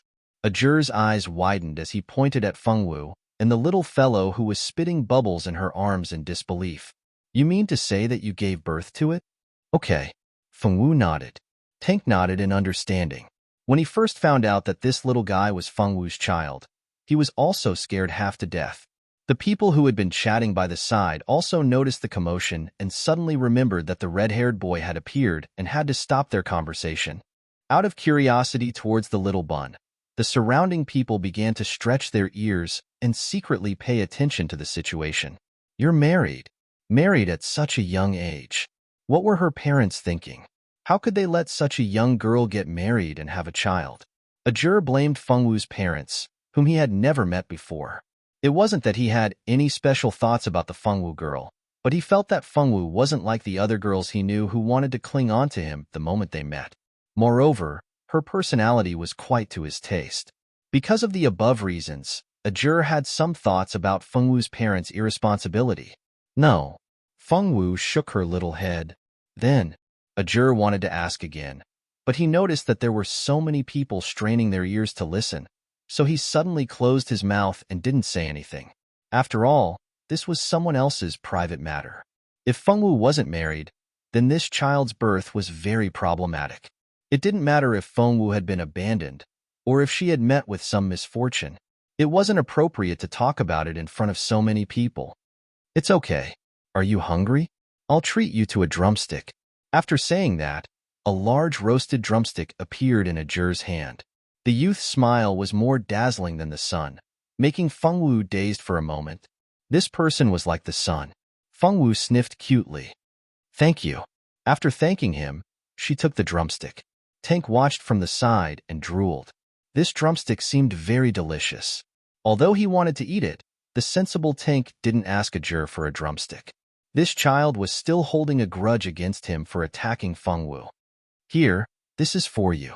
A large drumstick appeared in front of Tank's eyes. Tank swallowed his saliva and finally reached out to take the drumstick. Forget it. Seeing that he took out such a delicious drumstick, he would give him another chance. If he dared to attack Xiaowu again, he would definitely beat him up. With this thought, Tank completely forgot that there was a huge gap between him and the other party's martial arts value. I want to eat too. Mommy, I'm hungry. Little Baozi called out twice, expressing to his little mother that he wanted to be fed. Are you hungry? Fengwu held the drumstick in one hand and the baby in the other, looking down at little Baozi in confusion. I want to eat. I want to eat. The little guy waved his lotus root-like little chubby hands. Fengwu understood that little Baozi wanted to eat. Looking at the drumstick in her hand and then looking at the drumstick in Tank's hand, Fengwu decisively turned her head to Ajur. What? Ajur vigilantly stared back. Help me feed the baby. As she spoke, a soft little thing was placed in Ajur's arms. Ajur reflexively took it. He was afraid that the little thing would fall, so he held it a little tighter. He was also afraid that it would hurt the child, so he loosened his grip. You're so assured that you'll give this child to a stranger? Wasn't his vigilance too low? She really didn't know how this guy grew up. Then how can I not be considered a stranger? Fengwu blinked. This young man gave her a very warm feeling, like a little sun, making her feel warm and safe. Fengwu's environment was very simple since she was young. When she was at Mount Yuehua, the only person she could come into contact with was her master. Because the little Fengwu had lived in the mountains since she was young, other than a bunch of animal friends, she didn't even have a single human friend. Although her childhood wasn't lonely, Fengwu didn't have much trust with humans, so she didn't know how to make friends with them. She could only slowly fumble around with her feelings. Fortunately, although Fengwu didn't have much interaction with humans, she didn't know if it was because she grew up with animals. But Fengwu was very sensitive to humans. She could tell who could be trusted and who couldn't at almost the first time she met them. For example, this young man called Ajur gave Fengwu a good feeling. Although he used that strange fireball to hit her, he didn't have any killing intent. Fengwu girl treated it as a competition. She used to compete with small animals in the mountains. Chapter 13. Ajur was speechless as he hugged little Bun. He couldn't believe that the girl in front of him had almost knelt down in front of him. It wasn't easy for her to be this stupid. At the very least, you should know the other party's name first. Ajur felt that he still needed to teach this girl what to do if she was cheated in the future. Then what's your name? Fengwu's learning ability was very good, and her ability to accept things was also very strong. My name is Ajur. My name is Fengwu. We aren't strangers anymore, she said as she took out a milk fruit from her spatial ring and handed it over to Ajur. Ajur naturally recognized what fruit it was. Wasn't this the favorite snack milk fruit of the magic beasts? This milk fruit only grew in the central areas where magic beasts lived. It was very difficult for ordinary mercenaries to get close to those places. He really couldn't tell that Fengwu actually had such a good thing on her. This milk fruit was a magic fruit that could be eaten by a small number of human infants. This was because the milk fruit contained a small amount of magic power. Although this magic power was weak, it could be secretly absorbed by the infant's body. Many nobles liked to feed their newborn children with milk fruits. However, because milk fruits were hard to find, and most importantly, hard to pick, the price of milk fruits had always been high. One fruit could be sold for a high price of 1 gold coin. After taking the milk fruit, Ajur helped Fengwu feed Little Bun the milk fruit. Little Bun's mouth had become bigger. Now, he could eat more than half of the milk fruit in a meal. In the past, he could only eat less than half. After Ajur and Fengwu became friends, he laid out his bed next to Tink. As for the middle-aged mercenary who was originally in that position, Ajur naturally asked him to leave. Originally, the three middle-aged mercenaries who first met Fengwu had laid out their beds next to Tink to protect the little brother and sister. Now, it seemed that this youth had become friends with Fengwu. Based on their observation, although this young man had a bad temper, he wasn't a bad person. At the very least, he didn't seem to have any ill intentions towards Fengwu. After making sure that Fengwu and the others were safe, the three of them moved to the side and gave the seat next to Tink to Ajur. Generally, 10 people would sleep in a shared bunk. At night, everyone would be vigilant. After all, they were outside and had to be careful. There were people from all over the place on the flying beast carriage, so they had to be careful. Fengwu didn't think too much about it and fell asleep not long after lying down. Little Bun slept between Fengwu and Tink, leaving the job of changing diapers to Tink at night. Fortunately, Little Bun was a good child. Even if he peed or was hungry in the middle of the night, he would only let out a kitten-like cry and pat Tink's face with his little hand to wake him up. See, even such a small fellow knew that his little mother was unreliable. The first night was very peaceful. Other than the occasional babbling of a baby, there was only the sound of some mercenaries snoring. The next day, all 10 people in the room woke up early. No one was lazy enough to sleep in. Fengwu stretched and tidied up the blanket on her seat. The blanket was provided by the carriage company. Every time a guest was sent out, the blanket would be cleaned and then replaced with a clean blanket. In the morning, the chef on the flying beast carriage prepared breakfast. Anyone who wanted to eat breakfast could go to the dining hall. The dining hall had free black bread to eat. If one wanted to eat better, of course, they had to pay extra. The breakfast sold on the flying beast carriage tasted very good. These mercenaries who often rode the flying beast carriage went to the dining hall with familiarity.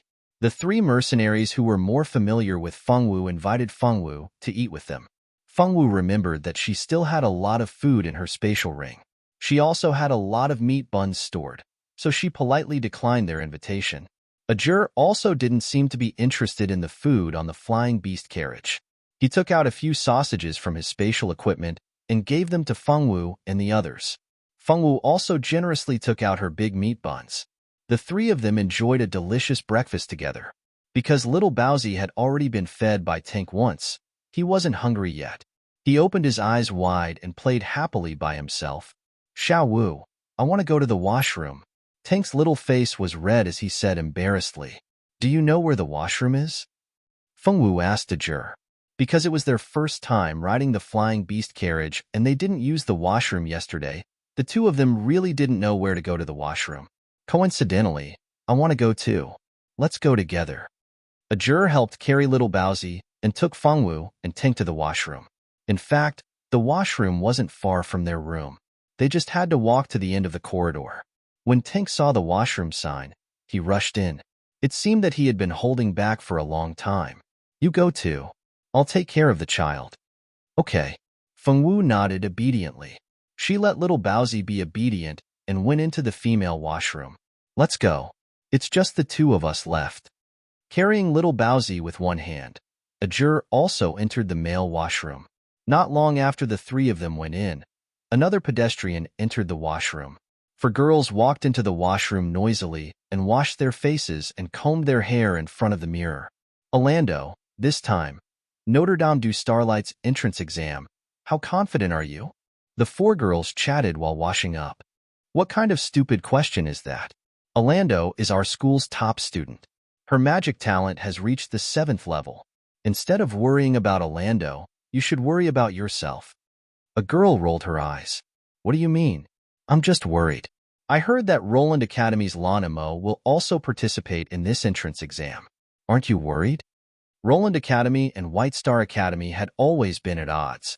Orlando and Lonimo were recognized as the goddesses of the two academies. There were countless pursuers in the academy.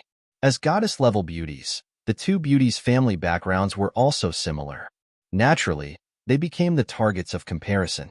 Both of them had a temperament that refused to admit defeat.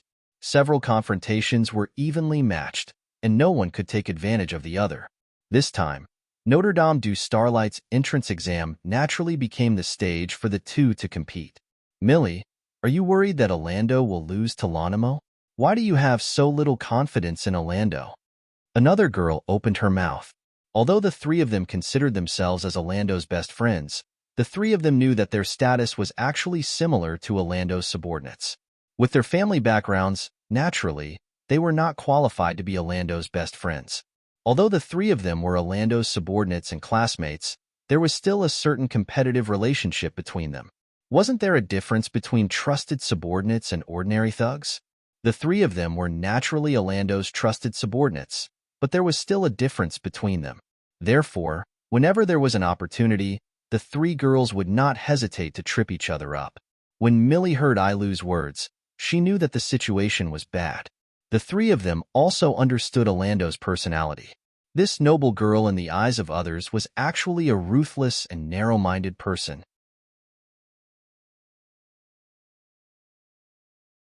Chapter 14. Sure enough, Orlando's expression changed, and she stared at Millie coldly. No, I didn't mean that, Orlando. I'm just worried that Lonimo will use some means to disturb you. I just want to remind everyone to be careful and not fall for that little bitch Lonimo's tricks. Others say that Lonimo is gentle and kind, but who doesn't know that woman is used to pretending? She pretends to be aloof from worldly affairs, but in fact, she wants to compete with Orlando every time. Not only does this woman know how to pretend, but she also knows how to use tricks. Just like the last time when Orlando competed with her on the zither string suddenly broke. I heard that someone saw Lon Mo's maidservant whispering to the staff at the competition venue that time. I don't believe that Lon and Mo didn't instigate that incident. Millie was Orlando's lackey for many years, so she naturally knew what to say to make Orlando stop finding trouble with her. Sure enough, when Orlando heard Millie's words, her gaze changed, and she no longer looked at her coldly. However, this time, her expression became a little deep. Did you really find out that someone saw Lon Mo's maidservant interacting with the staff at the competition? Although she asked this, Orlando already believed it in her heart. She felt that it was very unusual for the zither string to break inexplicably during the competition, but there was no evidence to prove that it was done by someone else. She didn't expect Millie to help her so much by finding out such an important thing. Although the competition had already ended for more than 2 months, no one would believe her even if she went to say that Lon and Mo was the one who did it, let alone provide any concrete evidence. However, these were not important. She just needed to confirm that the person who played tricks on her was Lonimo Humph. Lonimo, let's wait and see. When Millie heard Orlando's question, she immediately nodded fiercely. In fact, Orlando's zither strings broke because the three of them accidentally dropped the zither from the carriage when they were sending it to the venue. That was why the accident happened. After that, the three of them were afraid of being blamed by Orlando, so they didn't dare to say anything. Fortunately, Orlando had always thought that she had fallen into someone else's trap and didn't suspect them. As for what Millie said about the maid, it was indeed true. No one knew if the maid had really bribed the staff of the venue. Perhaps that was really the case. If she was not going to bribe people, why would she ask her maid to look for the staff before the competition started? Although she did not know Lonmo's purpose, Millie believed that the other party was definitely up to no good. Alu and Yali exchanged glances with each other. All three of them knew what happened during the competition, and they could guess that Muriel was lying. Even if she wasn't lying, she must have only told a part of the truth. But none of them were stupid enough to expose her. If Orlando pursued the real reason for the broken strings after they were exposed, then the three of them would probably be dead. There was a ready-made scapegoat here. If they didn't let her take the blame, they would feel sorry for this great opportunity. Therefore, not only did the two women not expose this matter, they even fanned the flames, saying that they had long seen that Lana Mo was not a good person, and that this matter was most likely done by her. The two women were giving examples of how good Lana Mo was at pretending to be innocent, but who knew that one of the toilets behind them would flush. The toilets on the flying beast carriage were engraved with a magic array. The toilets would automatically flush, and the flush things would be flushed into a specially opened small space. There would definitely be no smell to pollute the environment. After the flushing sound, a black-haired girl in white clothes walked out. The girl walked to the mirror and washed her hands as if she didn't see the 4 women in front of her. After washing her hands, she took out her handkerchief and wiped them dry. Hey, stop right there. Yali saw that the other party actually ignored them and wanted to leave directly, so she immediately called out fiercely. Fengwu heard the voice and looked at the other party suspiciously. Her eyes seemed to be asking, "What's the matter? Who told you to leave just like that? How dare you eavesdrop on us? Tell me, are you that bitch Lanmo's accomplice?" Millie and the other 2 women walked over and surrounded Fengwu. In the past, when they bullied those girls who didn't like Orlando in school, they often did this. Now, naturally, they surrounded her. "I don't know Lana Mo, and I didn't eavesdrop on you." Fengwu bit her lip and looked at these girls seriously as she explained, "Hee, if you didn't eavesdrop, then why didn't you say anything? You secretly hid inside and eavesdropped for so long, and you actually said that you didn't eavesdrop." Millie smiled coldly. Regardless of whether this woman knew Lanma or not, just the fact that she had eavesdropped on them was enough for her to be in trouble. Based on their understanding of Orlando, this woman was dead meat. "I didn't hide inside, I went in first." Fengwu was unhappy. These people were unreasonable. "You, don't talk anymore, just do it. This woman needs to be taught a lesson." Ailu pulled out the long sword in her hand and waved it towards Fengwu. This sword didn't use any sword skills. In Ailu's opinion, she was one of the top 10 experts in the White Star Academy swordsman department. Dealing with this woman who came out of nowhere, she could kill her with a single sword. This attack carried a murderous aura. Fengwu judged that the other party really wanted to kill her. This made Fengwu puzzled. They clearly didn't know each other, so why did this woman want to kill her? At the same time, Fengwu directly leaned to the side and avoided the other party's attack. Ailu's attack didn't hit, so she turned around and directly stabbed her sword towards Fengwu's eyes. If this sword pierced her eyes, then even if Fengwu didn't die, she would still lose her sight. Fengwu was angry. This was a bad person. With a thought, a short sword appeared in Fengwu's hand.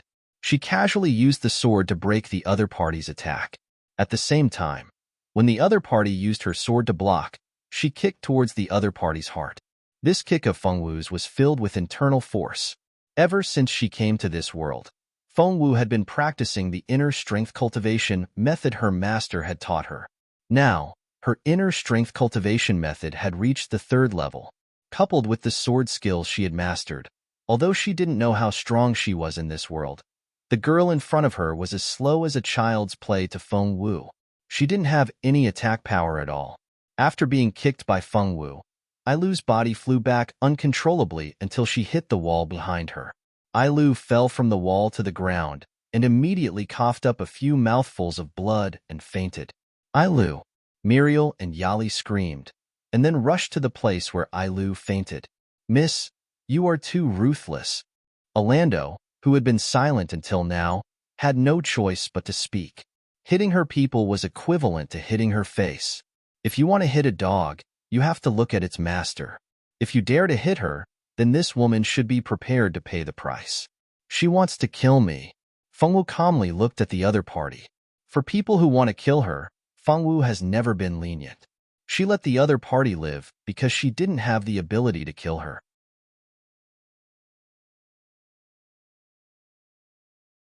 Chapter 15. Orlando stood on the side and didn't speak. She thought that such a small character could be dealt with by Ailu and the other 2, but she didn't expect the other party's fighting strength to be beyond her imagination.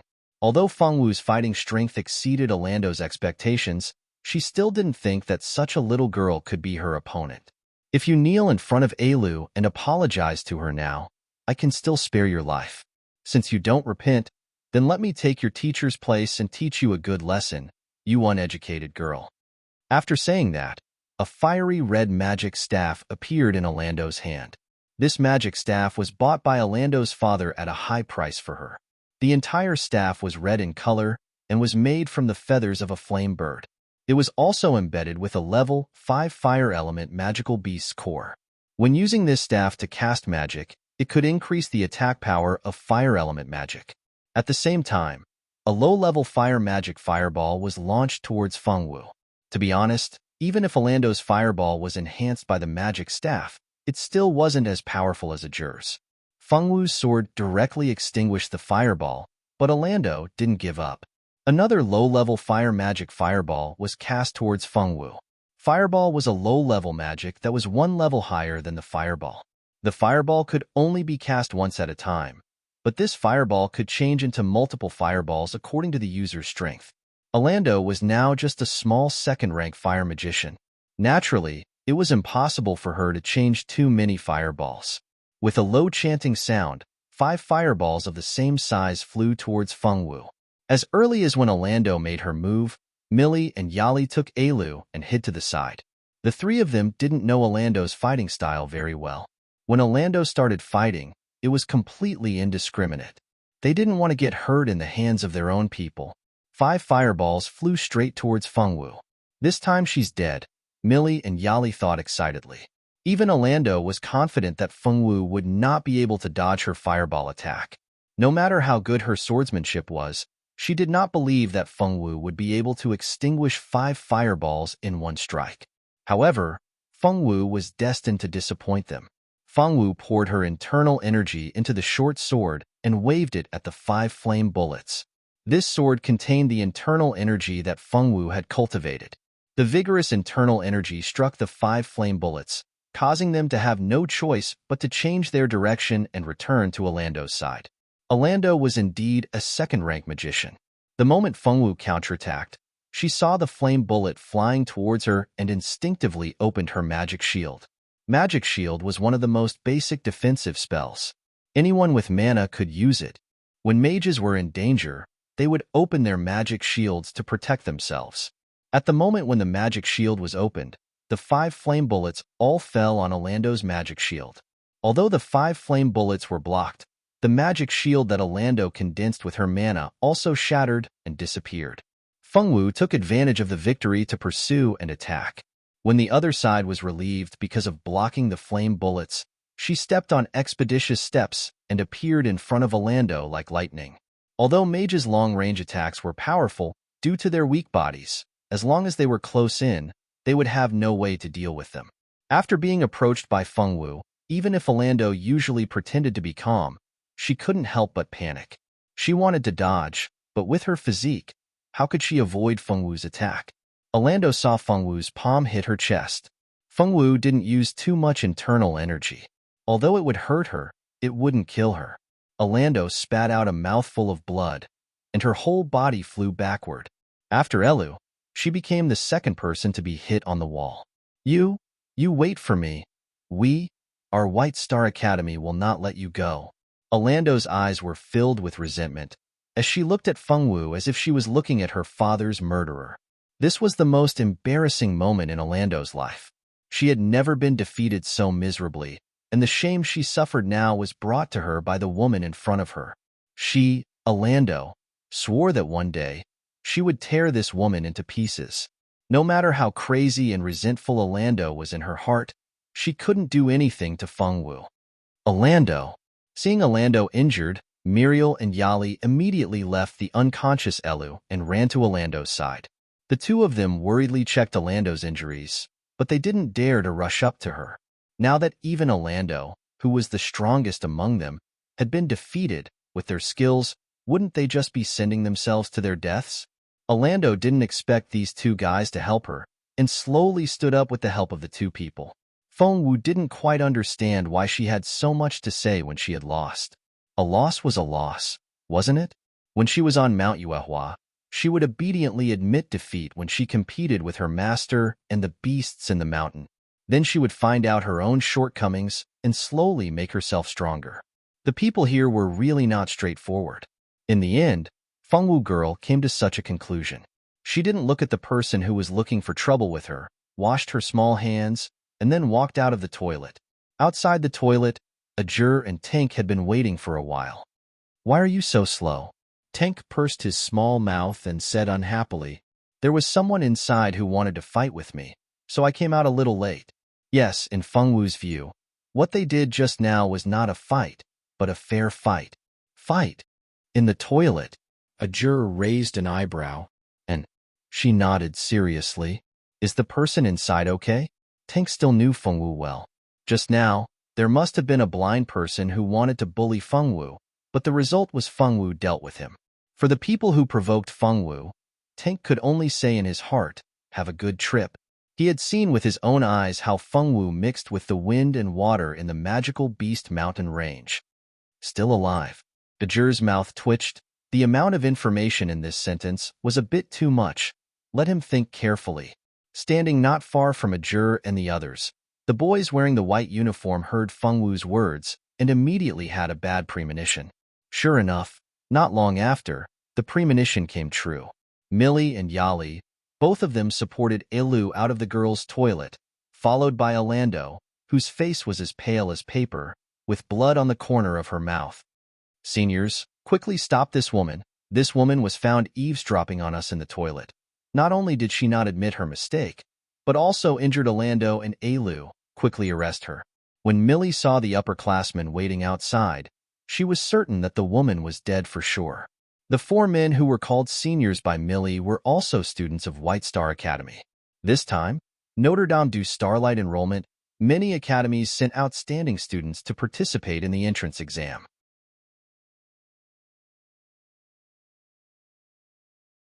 Chapter 16. These 4 men were actually 1 year older than Orlando's group of 4, so Orlando and the others all addressed them as seniors. Among the 4 men, 2 of them obviously had a good impression of Orlando. After hearing Millie's words, they immediately looked at Fengwu with sharp eyes. Where did this woman come from? She actually dared to hurt their White Star Academy's goddess. She really didn't want to live anymore. Noticing the change in the eyes of the 2 men, Orlando, who had been walking behind Millie's group, chuckled. She wanted to see how that woman could escape. Not all of the male students of White Star Academy were under Orlando's skirt. Fortunately, 2 of the men who looked quite steady exchanged glances with each other and did not directly fight with Fengwu as Millie had hoped. Don't get too excited. Let's first clarify the matter. The boy who spoke was handsome, about 14 or 15 years old, but he had a leader's temperament.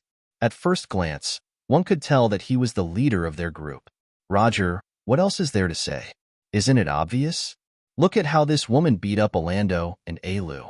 No matter what the reason is, she shouldn't be so ruthless. This guy who was so agitated that he was spitting saliva everywhere was one of the 2 boys who liked Orlando. That's right, Orlando and Orlando are members of our White Star Academy. At this time, we should stand together and not let anyone look down on our White Star Academy. The other boy was smarter than the previous one. He had a better understanding of Roger's character. Roger was not the kind of person who would help others because of a personal fight. Only if this matter was related to the White Star Academy, Roger would have no choice but to intervene in this matter. Miss, you have heard the words of our juniors. Do you have anything to explain? Roger said to Fengwu with a good attitude. Fengwu raised her small head and looked at the man in front of her. They wanted to kill me. Fengwu felt wronged. Did you hear that? They started it first. Tank was the one who understood Fengwu the most. With just one sentence, he could understand most of Fengwu's meaning. Fengwu probably meant that she didn't take the initiative to attack those girls. It was these girls who wanted to kill her, so she had no choice but to act. They want to kill you. A juror glared coldly at the 4 girls and unconsciously increased his strength. It hurts, it hurts, it hurts, it hurts. The baby cried and protested. He was very dissatisfied with the mistreatment he had received. It was only now that Millie and the other girls noticed that the boy beside Fengwu was actually holding a baby in his arms. What? Is this man your boyfriend? I really didn't expect you to be so good at seducing men at such a young age. You've even given birth to a child. You're such a scum. No wonder you would do something like eavesdropping on other people's conversations in the washroom. Yali was unwilling to be outdone by a juror. That's right, that's right. It's a shame for people like you to be alive. If I were you, I would have killed myself long ago. It wasn't easy to find an excuse to attack Fengwu. How could Millie be willing to let Yali steal the limelight? Now was a good opportunity to increase Orlando's favorability. Haha, these idiotic women are really disgusting. Ajur was burning with anger. The originally fiery red hair on his head seemed to be emitting a scorching aura. The colors seemed to have become more like flames, and even the surrounding temperature seemed to be rising. Who is this person? He can't be an ordinary person. Roger was annoyed. Now, because of these idiotic women, he might have offended a strong person. This young man could make the surrounding temperature rise with him. It was as if there were flames dancing on his hair. What kind of magic talent did he have to be able to do this? At the same time, Orlando also felt uneasy. These two idiots, it was fine as long as they targeted that woman. Why did they have to drag this unknown strong person into this? I'm sorry, I'll apologize to you on behalf of them. Before she could say the word apologize, a big burning hand had already grabbed Orlando's neck. Orlando originally planned to pull the other party to her side with the posture of a weak and beautiful girl, but she didn't expect that the other party would actually make a move like this. He didn't even give her a chance to finish her words. Orlando was lifted off the ground by Ajur with one hand, and the little bun in Ajur's arms suddenly stopped crying. It wasn't that he was scared or scalded, but the scene that he saw now made him feel very strange. Save me. Because her throat was choked, she couldn't even speak coherently. Help, I can't breathe. Save me. For the first time, Orlando felt that she was so close to death. Let go of Orlando. Millie and Yali didn't even know how the other party bypassed them and ran to Orlando. In order to save Orlando, the two of them had no choice but to throw the unconscious Alu on the ground and raise their swords to attack Ajur.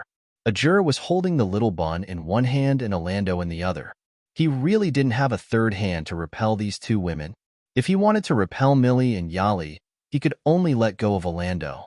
But Ajur didn't let go of Orlando like everyone thought, and of course, he couldn't let go of Fengwu's little bun. When Millie and Yali raised their swords to attack him, a magic shield appeared around Ajur. The attacks of the two women couldn't break through Ajur's defense. However, Ajur's magic shield was very unusual. The magic shield had a strong fire magic power, and this power was so strong that it made the people of White Star Academy almost drop their eyeballs to the ground. In addition to protecting its owner, Ajur, the magic shield also took the initiative to attack the people under the magic shield. When the two of them couldn't break through the magic shield with their swords, two fireballs came out from the magic shield and directly attacked the two girls. The two girls were hit by the fireball and screamed. One of them had her face and head burned by the fire, and all the hair on her head was gone. The other was hit in the chest, and the clothes on her chest were burned, and the skin on her chest was burned black. As for Ajur, he still didn't let go of Orlando, as if the miserable state of these two girls had nothing to do with him. Seeing that Orlando was almost out of breath, the other boys reacted. Although the two pursuers of Orlando were afraid of Ajur's strength, but in order to save their beloved goddess, even if there was a monster in front of them, they still had to rush forward. Roger and the other man didn't immediately make their move. They were still observing the strange boy in front of them. Looking at his age, he was only 14 or 15 years old. At this age, he couldn't be a nobody. Why couldn't he remember where he had heard of this boy? This boy was like a human-shaped flame. From head to toe, he was exuding a terrifying and astonishing temperature. Now the whole corridor was astonishingly hot. It was as if they were in a desert.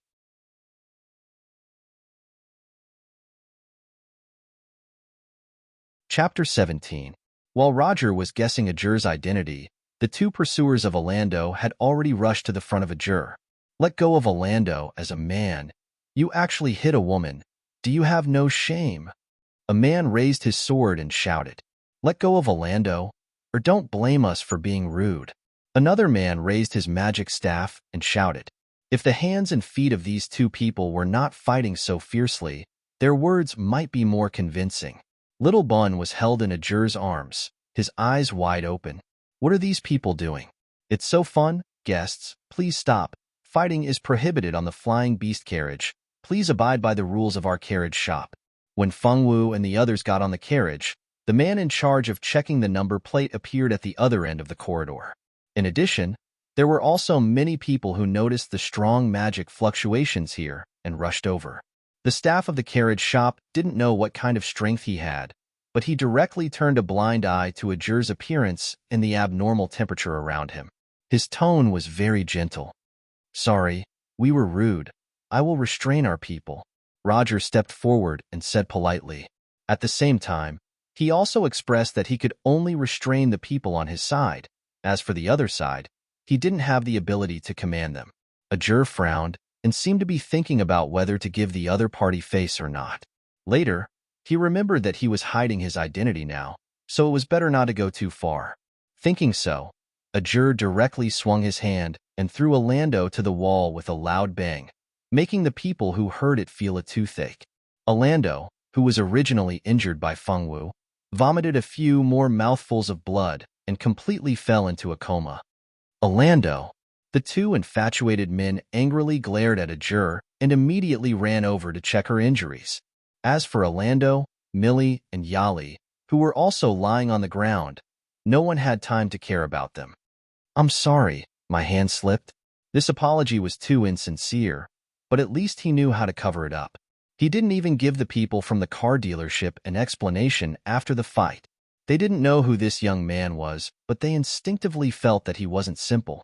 As long as he didn't die, he would become a divine transcendence expert in the future. The staff of the garage naturally wouldn't make things difficult for such a future powerhouse. Since he said it was a slip of the hand, then it was a slip of the hand. Dear guests, if you have any personal grudges to settle, please find a place to settle them after alighting from the carriage. Fighting is prohibited on the flying beast carriage. Please don't do it again. After saying that, the staff member turned around and left. Ajur shrugged fearlessly and returned to Fengwu's side with Little Bun in his arms. Tank gave Ajur a thumbs up. "You're awesome." Ajur naturally accepted Tank's praise and stuffed Little Bun back into Fengwu's arms. Little Bowsy suddenly returned to a familiar soft and fragrant bosom. He happily spat out bubbles and babbled about the fun things he had just encountered. It was a pity that no one here understood baby language, so they couldn't understand what the Little Bun was saying. Fengwu took her baby and kissed his face in a good mood. "Thank you." Fengwu knew that Ajur fought because of her, so she obediently thanked him. "You're welcome. Anyway, I like those women very much." It was the first time in his life that a woman dared to be so rude in front of him. If the people from the car dealership didn't appear early, it wouldn't be bad to kill that woman. And Fengwu nodded and didn't say anything else. Roger and the others supported the 4 injured girls and left. Orlando's 2 suitors didn't care about the other 3 girls on the ground and just supported Orlando to leave. Roger and the other guy had no choice but to leave with the 3 girls. They didn't even have the chance to say goodbye to Ajur and the others.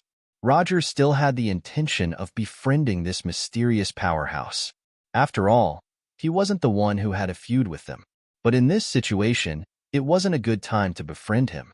It seemed that he could only wait until they entered the Notre Dame du Starlight to find another opportunity.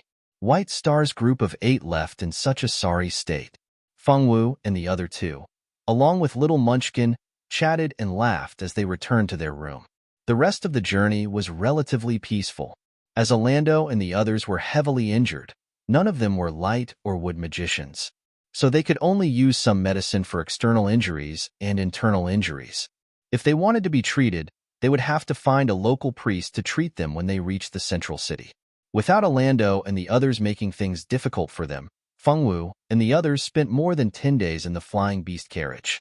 After a period of long-distance flight, Fengwu arrived at the central city.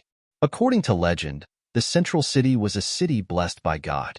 There were many miracles in the central city waiting for people to explore. Many guilds chose to build their headquarters in this place, such as the Adventurers Guild, Magicians Guild, Potioneers Guild, Mercenaries Guild, and Swordmasters Guild. These guilds that had great influence in the world were not allowed to join any country and become part of that country's combat power. In order to show their neutrality, these guilds chose to build their headquarters in the central city, while other countries built their own branches. After alighting from the flying beast carriage, they bid farewell to the mercenaries and adventurers who had lived with them for more than 10 days. Tank's aunt was called Tianyu. According to Tank, his aunt worked in the canteen of the Notre Dame du Starlight. His uncle was the head chef in the kitchen and had extraordinary culinary skills. The Notre Dame du Starlight would only start enrolling students 3 days later. The Notre Dame du Starlight was the largest dual cultivation college in the continent. Moreover, it was built by the Holy Cathedral, so its enrollment was very strict. Every year, very few people passed, almost less than 1 in 10 would pass. In order to enter the Notre Dame du Starlight, other than having extraordinary talent, one's character and luck were also part of the assessment. However, other than talent, the other two aspects of the assessment were very mysterious. Other than the residents of the central city and the candidates who had participated in the assessment, almost no one knew about it. As for those who had participated and failed, they would not tell others about the assessment method. Even if someone asked, they would not be able to get anything out of it. Because no one had revealed the assessment method, candidates who wanted to participate in the entrance examination were very curious about the other two aspects of the assessment. The Notre Dame du Starlight was very easy to find. Apart from the tallest and largest building in the city, the Notre Dame du Starlight was the second most magnificent building. Just the iconic tall bell tower of the Holy Cathedral was enough to attract people's attention.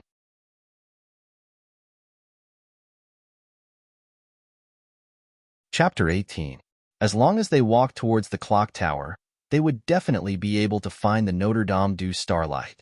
The three middle-aged mercenaries who first expressed their goodwill to Fengwu and Tank on the flying beast carriage told Fengwu, and the others where the Notre Dame du Starlight was after learning that they were going to the Notre Dame du Starlight. They would be able to find the Notre Dame du Starlight by following the clock tower. This method was taught to them by the three middle-aged mercenaries. Ajur had been following Fengwu and Tank ever since he got off the flying beast carriage. After knowing that the two of them were also going to the Notre Dame du Starlight, it was even more impossible for him to leave. Fengwu, are you really not going to participate in the Notre Dame du Starlight's entrance exam? The Notre Dame du Starlight only recruits students once every 3 years. There are many profound sword skills in there, and I heard that there are even saint-level sword skills. Are you sure you don't want to try?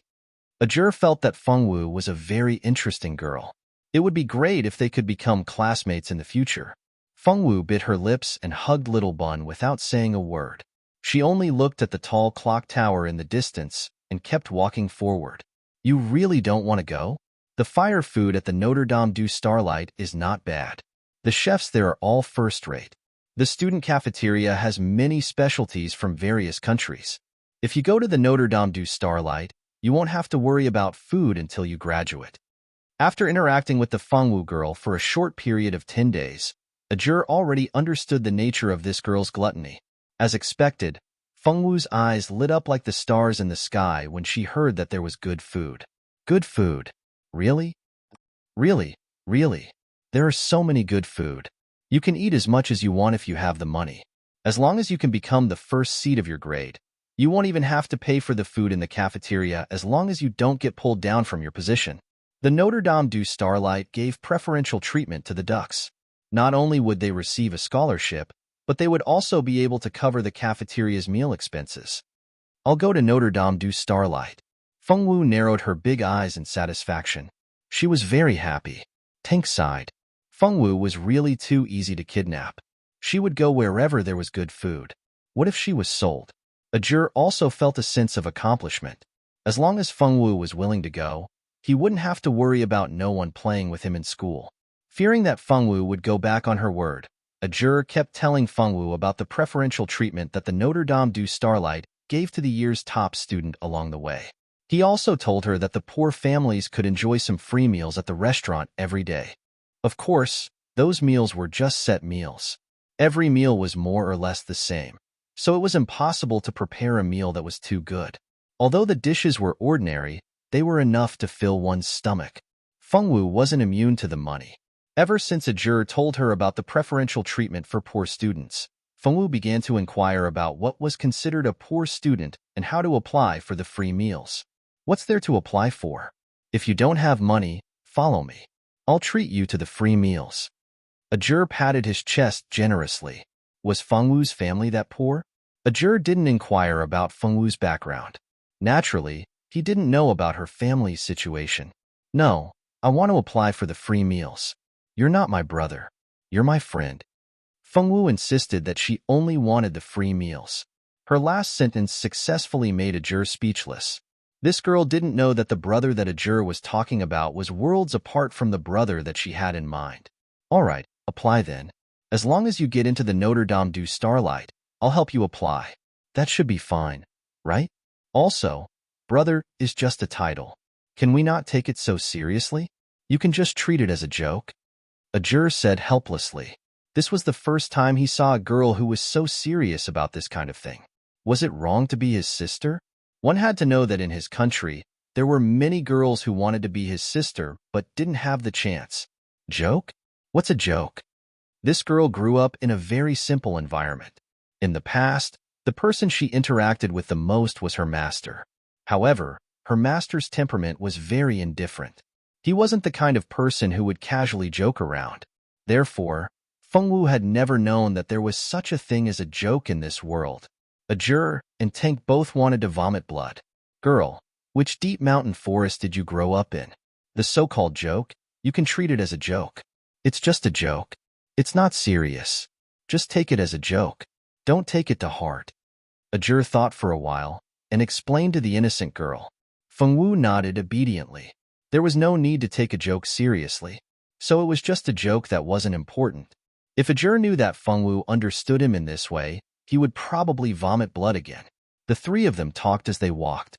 Because Central City was very big, it would take at least an hour to walk. In order to not tire himself out, Ajur generously invited Fengwu and the others to take a carriage. The carriage Ajur hired was big and comfortable. It took only 20 minutes to send them to the entrance of Notre Dame du Starlight. Because it wasn't the enrollment period yet, and the school was still on holiday, there was no one outside except for an old man guarding the gate. Hello, Grandpa. We're looking for Tank's aunt. Can you help us ask her to come out? Fengwu politely greeted the old man and then told him her purpose of coming here. This was what her master had taught her. If she got lost, she had to greet people first before asking for directions. That was the only way to be a polite and good girl. The girl's eyes were so innocent. The old gatekeeper opened his cloudy eyes and glanced at Fengwu. He could tell right away that she was a girl who was so innocent that she was almost transparent. Then, he glanced at Tank and Ajur. Tank was just an ordinary child and wasn't worth paying attention to. However, the red-haired boy next to him had too much fire magic. Even if the boy didn't deliberately use his magic, he could still feel the power that made people tremble. Could he be one of the 8 children who entered this year without taking the exam? Regardless of whether he was or not, he would know in 3 days. On second thought, the old man stopped thinking about it. The old man's attention quickly returned to Fengwu. He obviously liked this kind of innocent child, so his attitude was not bad. What's the name of this child's aunt? Is she a school teacher or a handyman? The old man glanced at Tank. Tank felt that the old man's gaze seemed to be able to see through his thoughts. It made him feel very pressured, so he unconsciously hid behind Fengwu. Fortunately, the old man only glanced at him and then withdrew his gaze. Obviously, he wasn't interested in this little brat Tank. My aunt's name is Tianyu. She's the wife of the head chef of the student cafeteria. My aunt told me that she also helps in the kitchen. Although he was a little afraid of the old man's gaze, in order to find his only relative, his own aunt, Tank still mustered up the courage to answer the old man's question.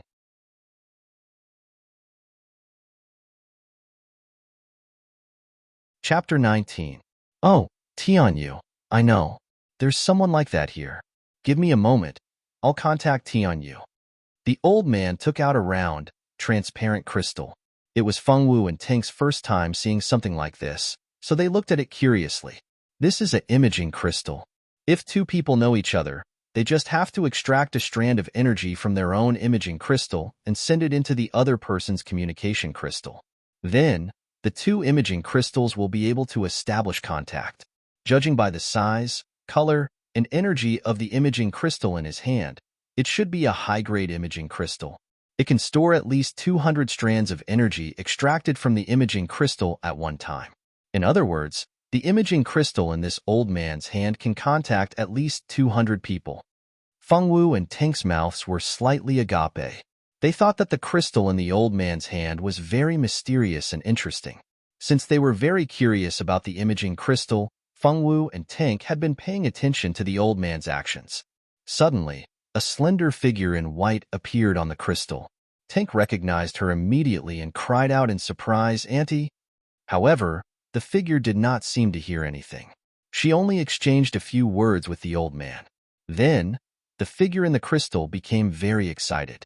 Not long after, the figure on the crystal disappeared. "Why can't we hear anything, Brother Ajur?" Tank scratched the hair on his little head curiously. This crystal obviously has 3 modes. The first mode is that only the owner of the crystal can hear and see the image. The second mode is that other people can see the image but not hear the sound. The last mode is that other people can see and hear. Which mode is activated depends on the owner of the crystal. It was obvious that the old man only let them see the image on purpose. He did not want them to hear the conversation between him and Tianyu. "Tianyu will be out soon. Wait for a while." After saying that, he closed his eyes and went to sleep, ignoring them.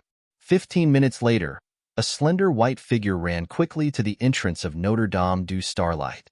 When she saw Tank outside the door, she ran over excitedly and hugged him. "Tank, why are you here to look for Auntie? Did something happen at home?" Tianyu knew that Tank was a sensible child. He would not come to her for no reason. Something big must have happened. Otherwise, this child would not come. "Woo, Auntie." Tank had been holding back his tears along the way, but when he saw Tianyu, he couldn't hold it in anymore and threw himself into Tianyu's arms. "Good boy, don't cry. Come home with your aunt first. We'll talk about it when we get back." Tianyu hugged her crying nephew. She was sure that something big had happened at home. However, Tianyu was an adult after all. He did not lose his mind to talk about family matters at the entrance of Notre Dame du Starlight. After thanking the old guard, Tianyu wanted to take Tank away. "Wait, Auntie. This is Fengwu. Thanks to Xiao Wu for sending me to you. Otherwise, I don't know where Tank is now. Also, this is Brother Ajur. He is very good to me and Xiao Wu." Although Tank was very happy to see his auntie, he did not forget Fengwu who sent him all the way here. Ajur was just a side trip. Tank had some feelings for Fengwu. When he was most afraid, Fengwu appeared and protected him. She sent him to Tianyu. All the food and expenses were paid by Fengwu. Tank was a good child. Although he did not say it, he always remembered this kindness in his heart. Moreover, in Tank's heart, Fengwu was like a sister to him. She was the most important person besides his auntie's family. In Tank's little heart, Fengwu's position could be said to be second only to his auntie Tianyu. "Thank you, young lady. Thank you for sending Tank to me. And thank you, young man. Thank you for taking care of Tank. It must have been a tiring journey. Let's go to Auntie's house to rest." When Tianyu heard Tank's words, she discovered that there was an outstanding man and woman standing next to Tank. The girl looked like a girl from their ancient Eastern country. The characteristics of her black hair and black eyes were very obvious. As for the boy, he was very handsome. He was wearing a red magic robe, red hair, and red eyes. At a glance, one could tell that he was a fire magician. Generally, only magicians would like a color so much. For example, ice magicians like to wear white magic robes, water magicians like to wear blue, metal magicians naturally like to wear gold, and so on. This boy was dressed in red from head to toe. There was no doubt that he was a fire magician. Tianyu brought Tank, Fengwu, and Ajur back to her residence outside Notre Dame du Starlight. Notre Dame du Starlight had its own rules. Except for teachers and students, no one else was allowed to live on campus. Tianyu's house was not far from Notre Dame du Starlight. It was only a street away. Tianyu opened the door with a key and let the 3 people in. Tianyu's house was a 2-story Western-style house. There was a yard in the backyard. There were many flowers planted in the yard, and there was a swing. At a glance, one could tell that it was a place for the family's children to play. They followed Tianyu into the living room. The living room was very clean. Although the furniture did not look luxurious, it still gave off a sense of warmth and elegance. Tianyu had just asked Fengwu and the others to sit down when little Baozi began to cry. This child would cry when he was hungry or when he needed to pee. He was usually very easy to take care of and did not make a fuss at all. When Tank heard little Baozi's cries, it had already become a conditioned reflex. He took little Baozi from Fengwu's back and then check little Bowsy's diaper. When he found that little Bowsy had pooped, he immediately wiped little Bowsy's butt and changed a clean diaper. Tianyu looked at this scene with her mouth slightly open in surprise. When did her little nephew become so good at taking care of children? Once the diaper was changed, little Bowsy stopped crying. He was wrapped in Fengwu's arms and spit bubbles to play. This was little Bowsy's favorite game. He would not get tired of spitting bubbles for a whole day. This child is? Tianyu asked. This is Fengwu's baby. He hasn't been given a name yet. His nickname is Bao Bao. Tank obviously liked little Bowsy very much and answered Tianyu's question with a smile. This is Fengwu's child. Tianyu was shocked. Although this child was Fengwu's child, it could not be that young man's child no matter how she looked at it. This child's eyes were black, but his hair was golden. One look and she could tell that he was of mixed blood. Moreover, Fengwu looked too young. Could a little girl really be the mother of a child? Fengwu, how old are you this year? Could it be that she was already in her 20s and only looked young because she took good care of herself? Tianyu began to find an excuse for herself. I'm 14. Fengwu replied. What? You're only 14. Tianyu exclaimed. 14 years old was not an adult. She was still a child.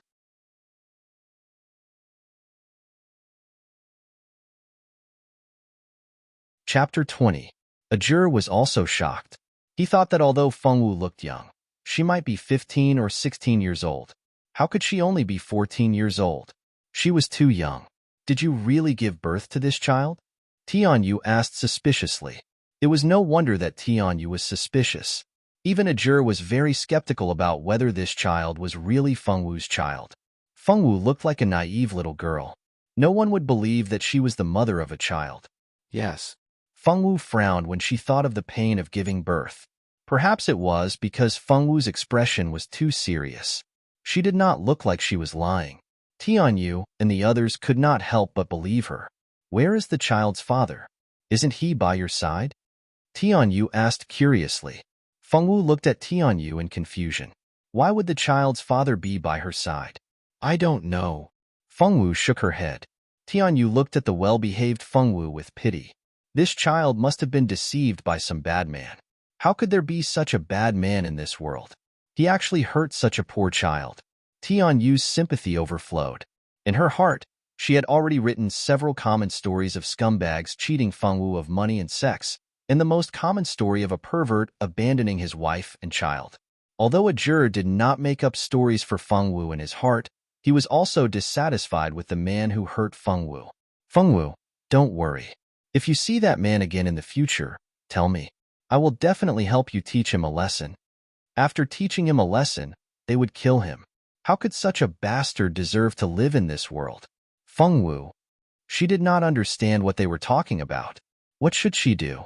After satisfying her curiosity with Fengwu, Tianyu remembered that she had a lot of questions to ask Tank. Being asked by Tianyu, Tank thought of all the things that had happened to him after his father's death. For a moment, he was overcome with grief. While crying, he told Tianyu everything that had happened.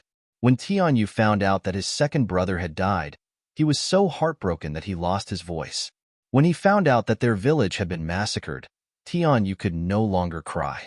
He was completely stunned. After coming back to her senses, Tianyu sat on the couch and wept silently.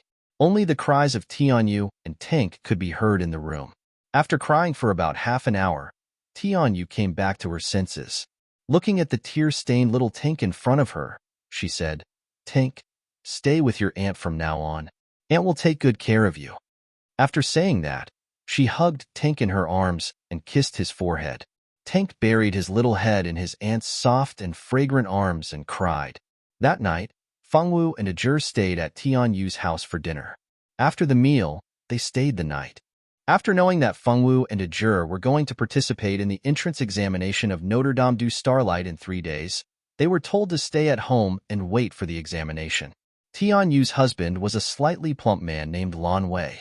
He looked to be in his 30s and had an imposing manner. At first glance, one could tell that he was a martial artist. Lan Wei was a good-tempered man. Tianyu was in charge of everything in the family. Basically, Lan Wei had no objection to Tianyu's decision. Lan Wei had a son and a daughter. The son was called Lan Tian and the daughter was called Lan Yu. Together, they were Tian Yu. It could be seen that Lan Wei loved his wife very much. During these 3 days in the Lan family, Feng Wu and Tank were warmly received. Lan Wei often cooked for them. Lan Wei's cooking skills were very good. No wonder he could become the head chef of a place like Notre Dame du Starlight. 3 days later, Tian Yu and a juror went to the entrance of Notre Dame du Starlight to participate in the first round of the talent examination, accompanied by Tank, Tian Yu, and the 2 little ones of Tian Yu's family. A juror. Don't you need to line up? Feng Wu was in the line for the swordmasters. She saw that a juror was beside her and didn't line up for the magicians. This made Feng Wu puzzled. No need. I am a genius who entered the school without taking the examination. A juror proudly raised his head. The people in the line behind Feng Wu naturally heard a juror's words. Many people looked at a juror with envy and jealousy. Only a few people with a strong will looked away after glancing at a juror. After hearing a juror's explanation, Feng Wu didn't envy a juror like the others. Very good. After calmly praising him, she focused on lining up. In the past few days, Tian Yu and Feng Wu had learned a lot. Feng Wu already knew what special enrollment students were. The so-called special enrollment students were those who were very outstanding in terms of talent, character, and opportunity. These people were reviewed by the teachers of the academy before they entered the academy. They could directly enter the academy without having to go through the examination. Feng Wu knew that being able to enter Notre Dame du Starlight without taking the examination was a very good thing, so she praised a juror. After being praised, a juror was even more proud. He felt that Feng Wu really had a good eye for people who knew that he was very good.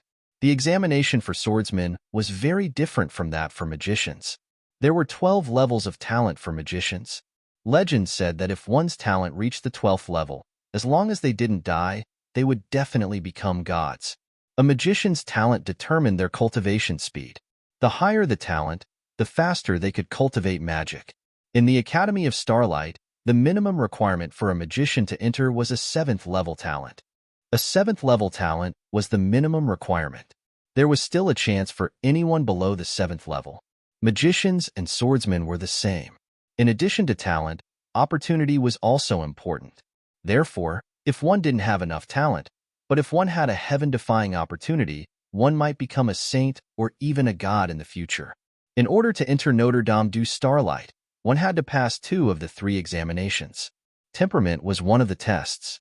If one's temperament didn't pass, then no matter how high one's talent or heaven-defying opportunity was, one was doomed to not be able to go very far. Therefore, in order to enter Notre Dame du Starlight, one had to have both talent and temperament, or opportunity and temperament. One had to meet 2 of the 3 requirements. As for swordsmen, there wasn't any specific division of talent. There was only a sword testing stone in the examination area. As long as one's strongest attack could make the stone glow, then they passed. If one couldn't, then they could only participate in the other 2 examinations. Because there were too many people taking the examination, Notre Dame du Starlight only recruited students once every 3 years.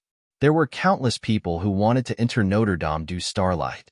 From 10 to 15 years old, there were already thousands of children from various countries on the continent. There was a clear rule in Notre Dame du Starlight. Everyone only had one chance to enter Notre Dame du Starlight in their lifetime. If they didn't pass once, then they didn't need to come again. Every time a boy or girl came to Notre Dame du Starlight to apply, they all had the beautiful dream of entering Notre Dame du Starlight. Unfortunately, the entrance examination of Notre Dame du Starlight was too difficult. Usually, out of thousands of people, only 300 or so would remain. It was said that during one of the examinations of Notre Dame du Starlight, there were 380 people who remained. That year's examination was the year with the highest number of new students remaining.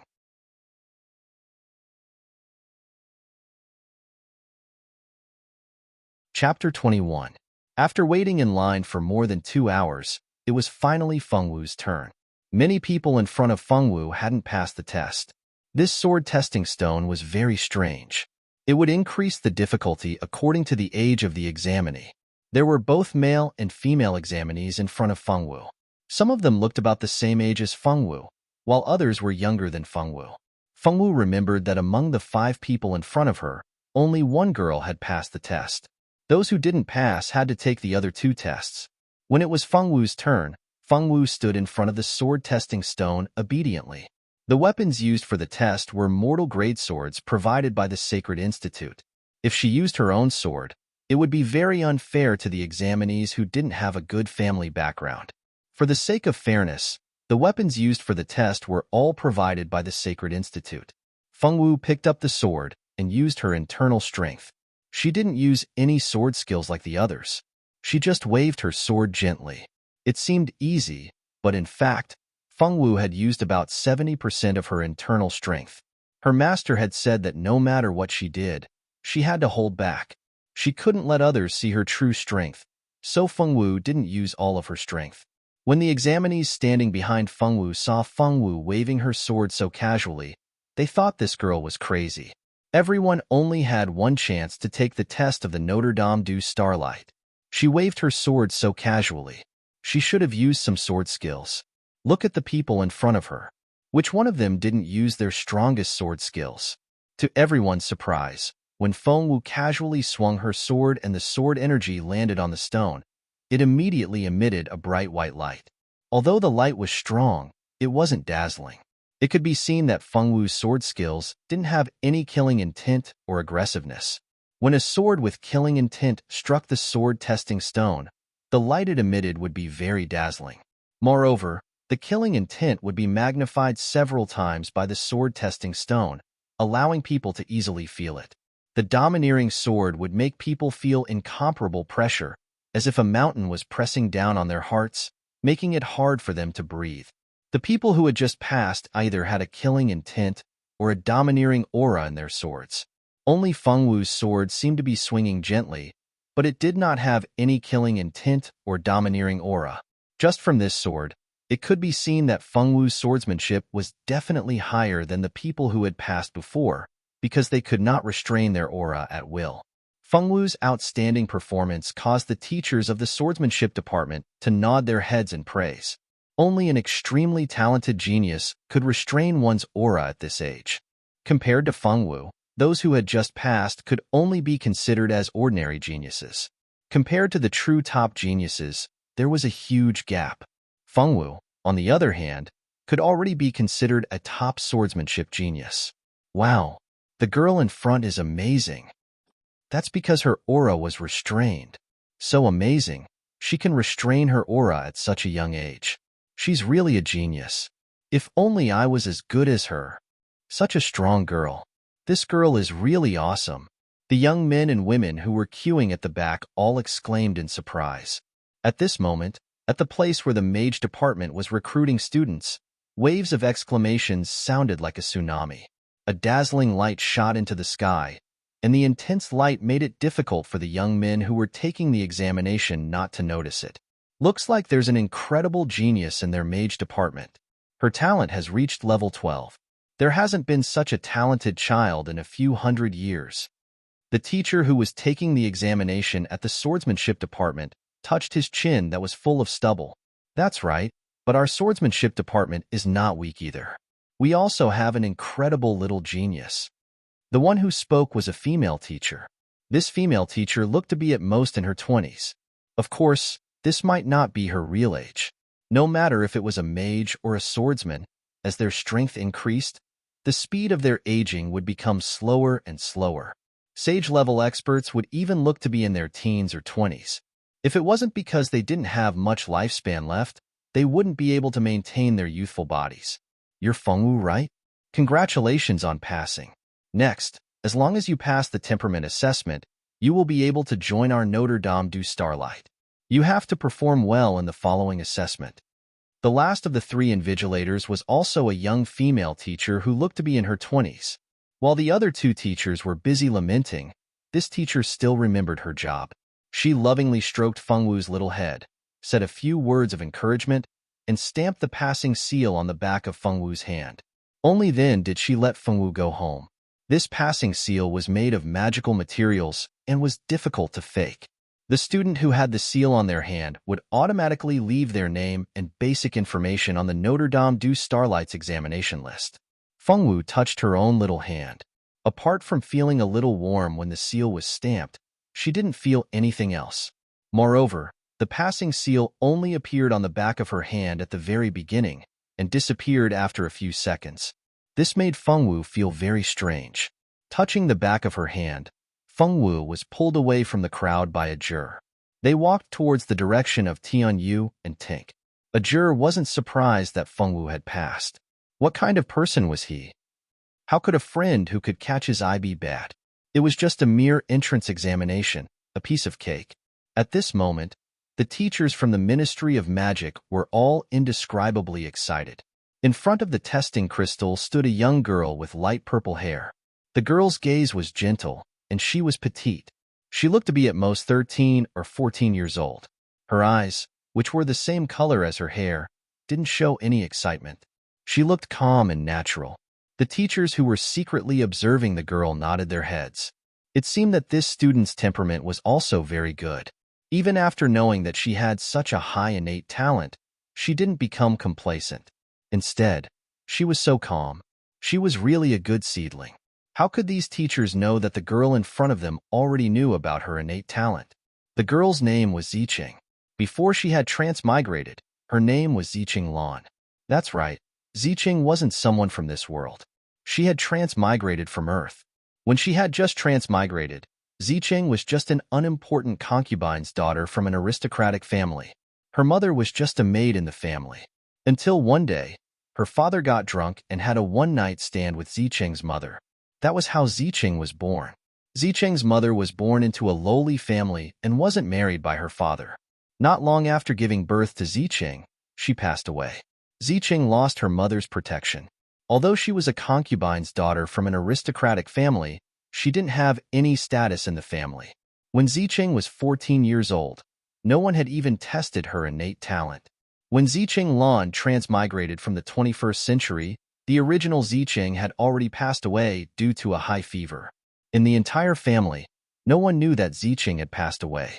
This also made it convenient for Lan Ziqing to pretend to be Ziqing.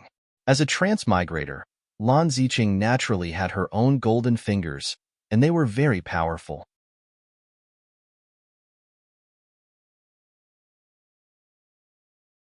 Chapter 22. After transmigrating to this world, Lan Ziqing discovered that Ziqing had a talent for magic.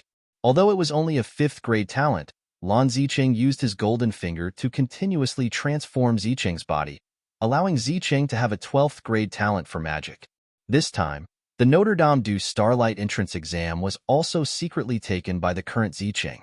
She knew that in that family, no one would think of her. From now on, she would become stronger and stronger, and then take revenge for the original owner. This was the price she had to pay for her rebirth. Not far from Ziqing, a blue-haired girl silently watched the crowd surrounding Ziqing, who was constantly trying to curry favor with her. She was the female lead of this world, Ziqing. She was indeed as beautiful as described in the novel, but she wasn't bad either. Irene was also a transmigrator, but she was different from Ziqing. In Irene's world, Ziqing's world was just a novel. In her previous life, Irene was a third-year university student. Her favorite thing to read were transmigration and rebirth novels. After a car accident, Irene was surprised to find that she had transmigrated. Moreover, she had transmigrated into the female lead, Ziqing's nemesis, Irene. In the original novel, Irene was a rich young lady who didn't know the immensity of heaven and earth. Originally, Irene, who had a 10th grade talent, was favored by everyone during the entrance exam of the Notre Dame du Starlight. However, she didn't expect that halfway through, Ziqing would appear. Because Ziqing stole the limelight, Irene and Ziqing became sworn enemies. Irene framed and humiliated Ziqing in all kinds of ways, but they were all dealt with by the male supporting characters who adored the female lead. In the end, Irene flew into a rage and killed the female lead, Ziqing, during a school trip mission. Of course, the female lead didn't die in the end, but was saved by the male lead who just happened to arrive at the scene. Irene's framing of a classmate was found out by the other members of the same group. In the end, it was reported to the school. The dean personally issued a document expelling Irene from the Notre Dame du Starlight. From then on, Irene was hated by her family. She was also abused by the male supporting characters who adored Zicheng.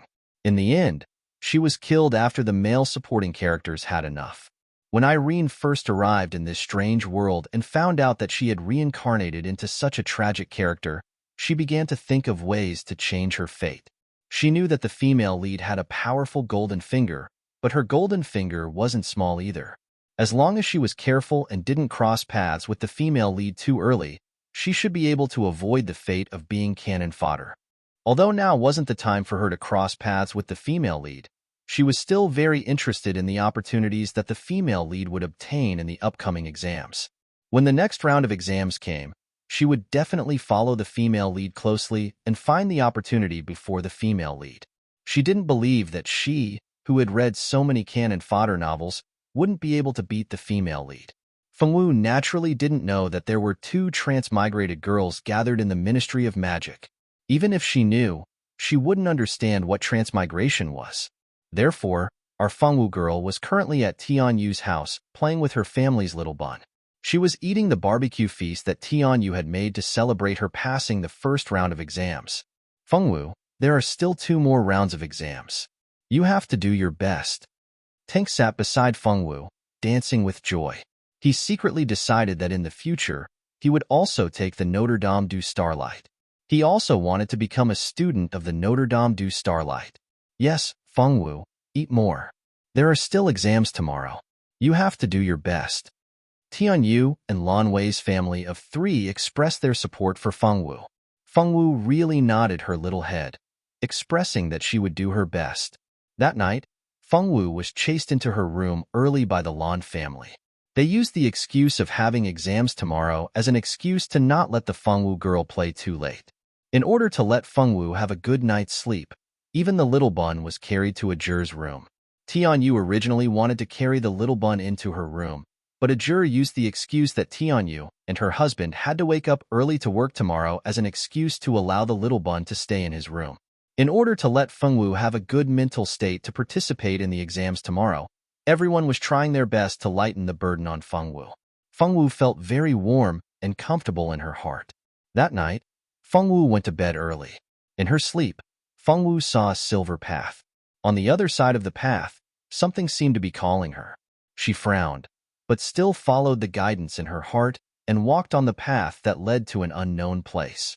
After walking for an unknown period of time, Fengwu saw a half-closed door appear at the end of the path. Fengwu felt that the voice calling her came from inside the door. Fengwu did not hesitate. She slowly pushed open the heavy door. Suddenly, a strong white light shot out from the door. Fengwu realized that her body was falling rapidly. She seemed to be able to hear the screams of others. Fengwu's body always reacted faster than her brain. When she fell, she had already used her qinggong to maintain her balance. Below Fengwu was a large ocean, a beach, and a forest. Fengwu fell on the beach. Beside Fengwu, there were many people falling from the sky. From time to time, the sound of heavy objects hitting the ground could be heard. At the moment when she was about to hit the ground, Fengwu did a backflip in the sky to maintain her body's center of gravity and then landed safely. The others were not so lucky. Some people's heads were buried in the sand. When the people next to them saw this, they went forward to help and pulled them out. Some of the people who fell into the sea were not injured. Those who could swim were fine and could swim to the shore by themselves. Those who could not swim were struggling in the water and screaming for help. Fortunately, the people nearby were friendly. Many of them who could swim went into the water to save people. It was not until half an hour later that those who had fallen into the water were rescued. Fengwu did not go into the water to save people. She stood quietly at the side and observed the surrounding environment. This was an unfamiliar place. The youngest people around her were only 10 years old. The oldest was about the same age as Fengwu. This reminded Fengwu of the assessment during the day. What the hell is going on? I remember that I was sleeping in a hotel. Someone could not help but ask. Me too. This time, I came to participate in the Notre Dame du Starlight assessment. I stayed at my uncle's house. I went to bed very early at night. I don't know why, but when I woke up, I found that I was falling. I was scared to death. Someone patted her chest with a frightened expression. What the hell is going on? Does anyone know? Some girls asked in a low voice. Could it be that this is also part of the assessment? Someone whispered his guess. Zicheng helped a girl to sit to the side. When she fell into the water, there was a girl next to her who could not swim. She conveniently saved her. Only now did she have time to observe the surrounding environment. Erin sat not far away from Zicheng. Beside her were a few other girls who were drenched. Since most of them fell into the sea and only a few of them landed on the beach, apart from the lucky ones who didn't fall into the water, most of them were drenched in sweat.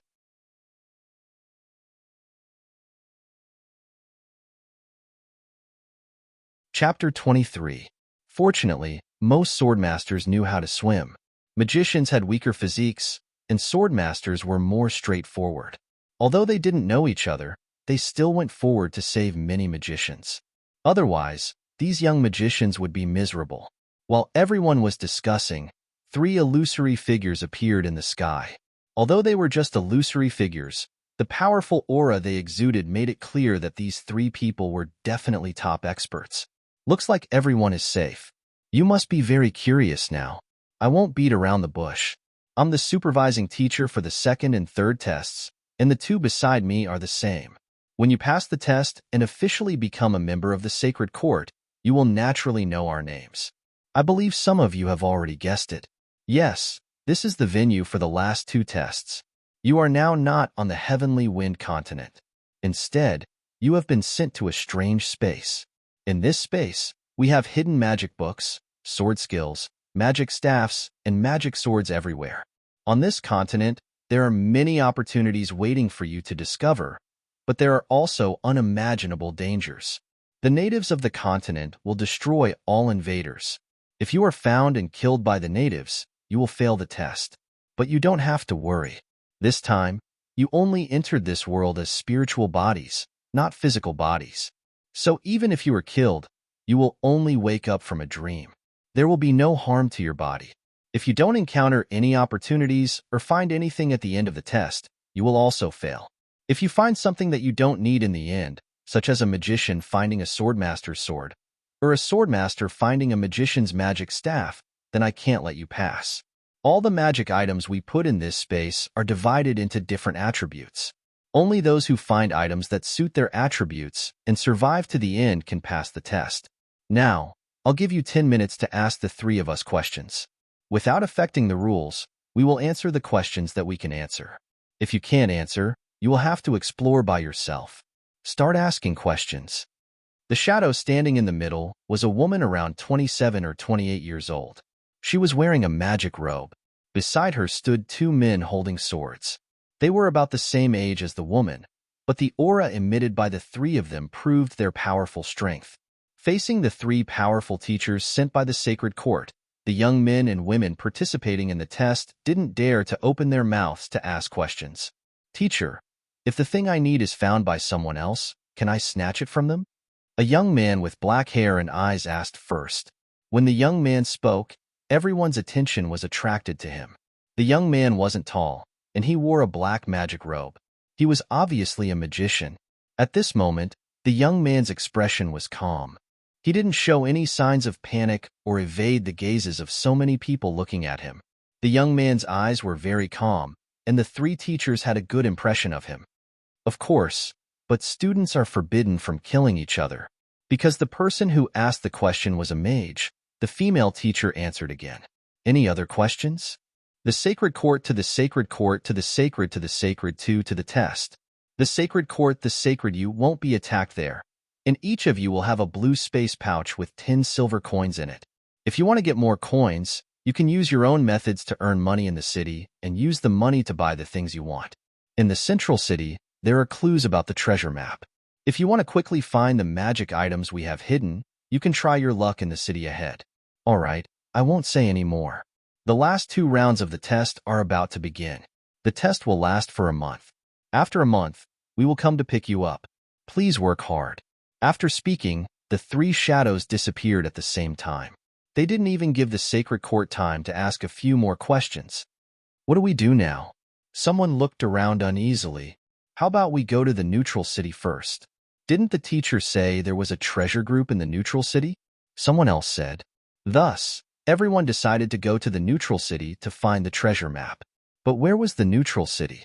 The teacher had only said that the blue city walls surrounded the neutral city, but he hadn't said where it was. At this time, some people were moving alone, while others were moving in groups.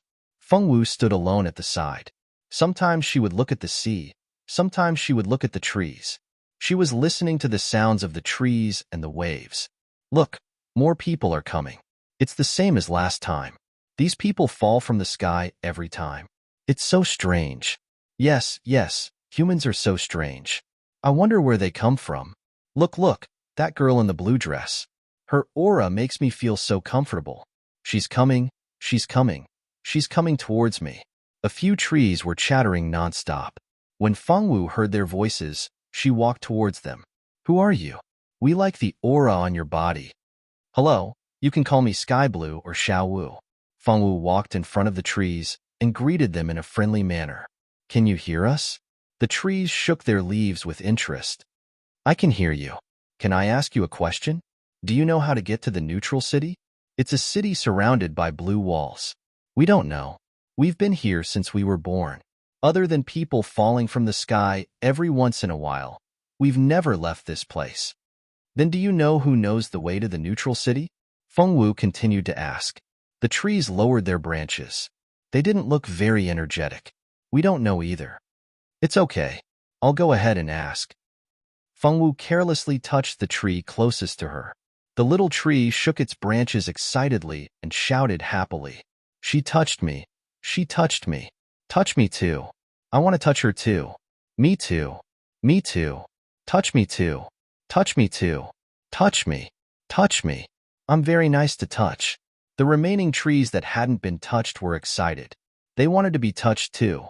Feng Wu touched the trees beside her. They were finally satisfied.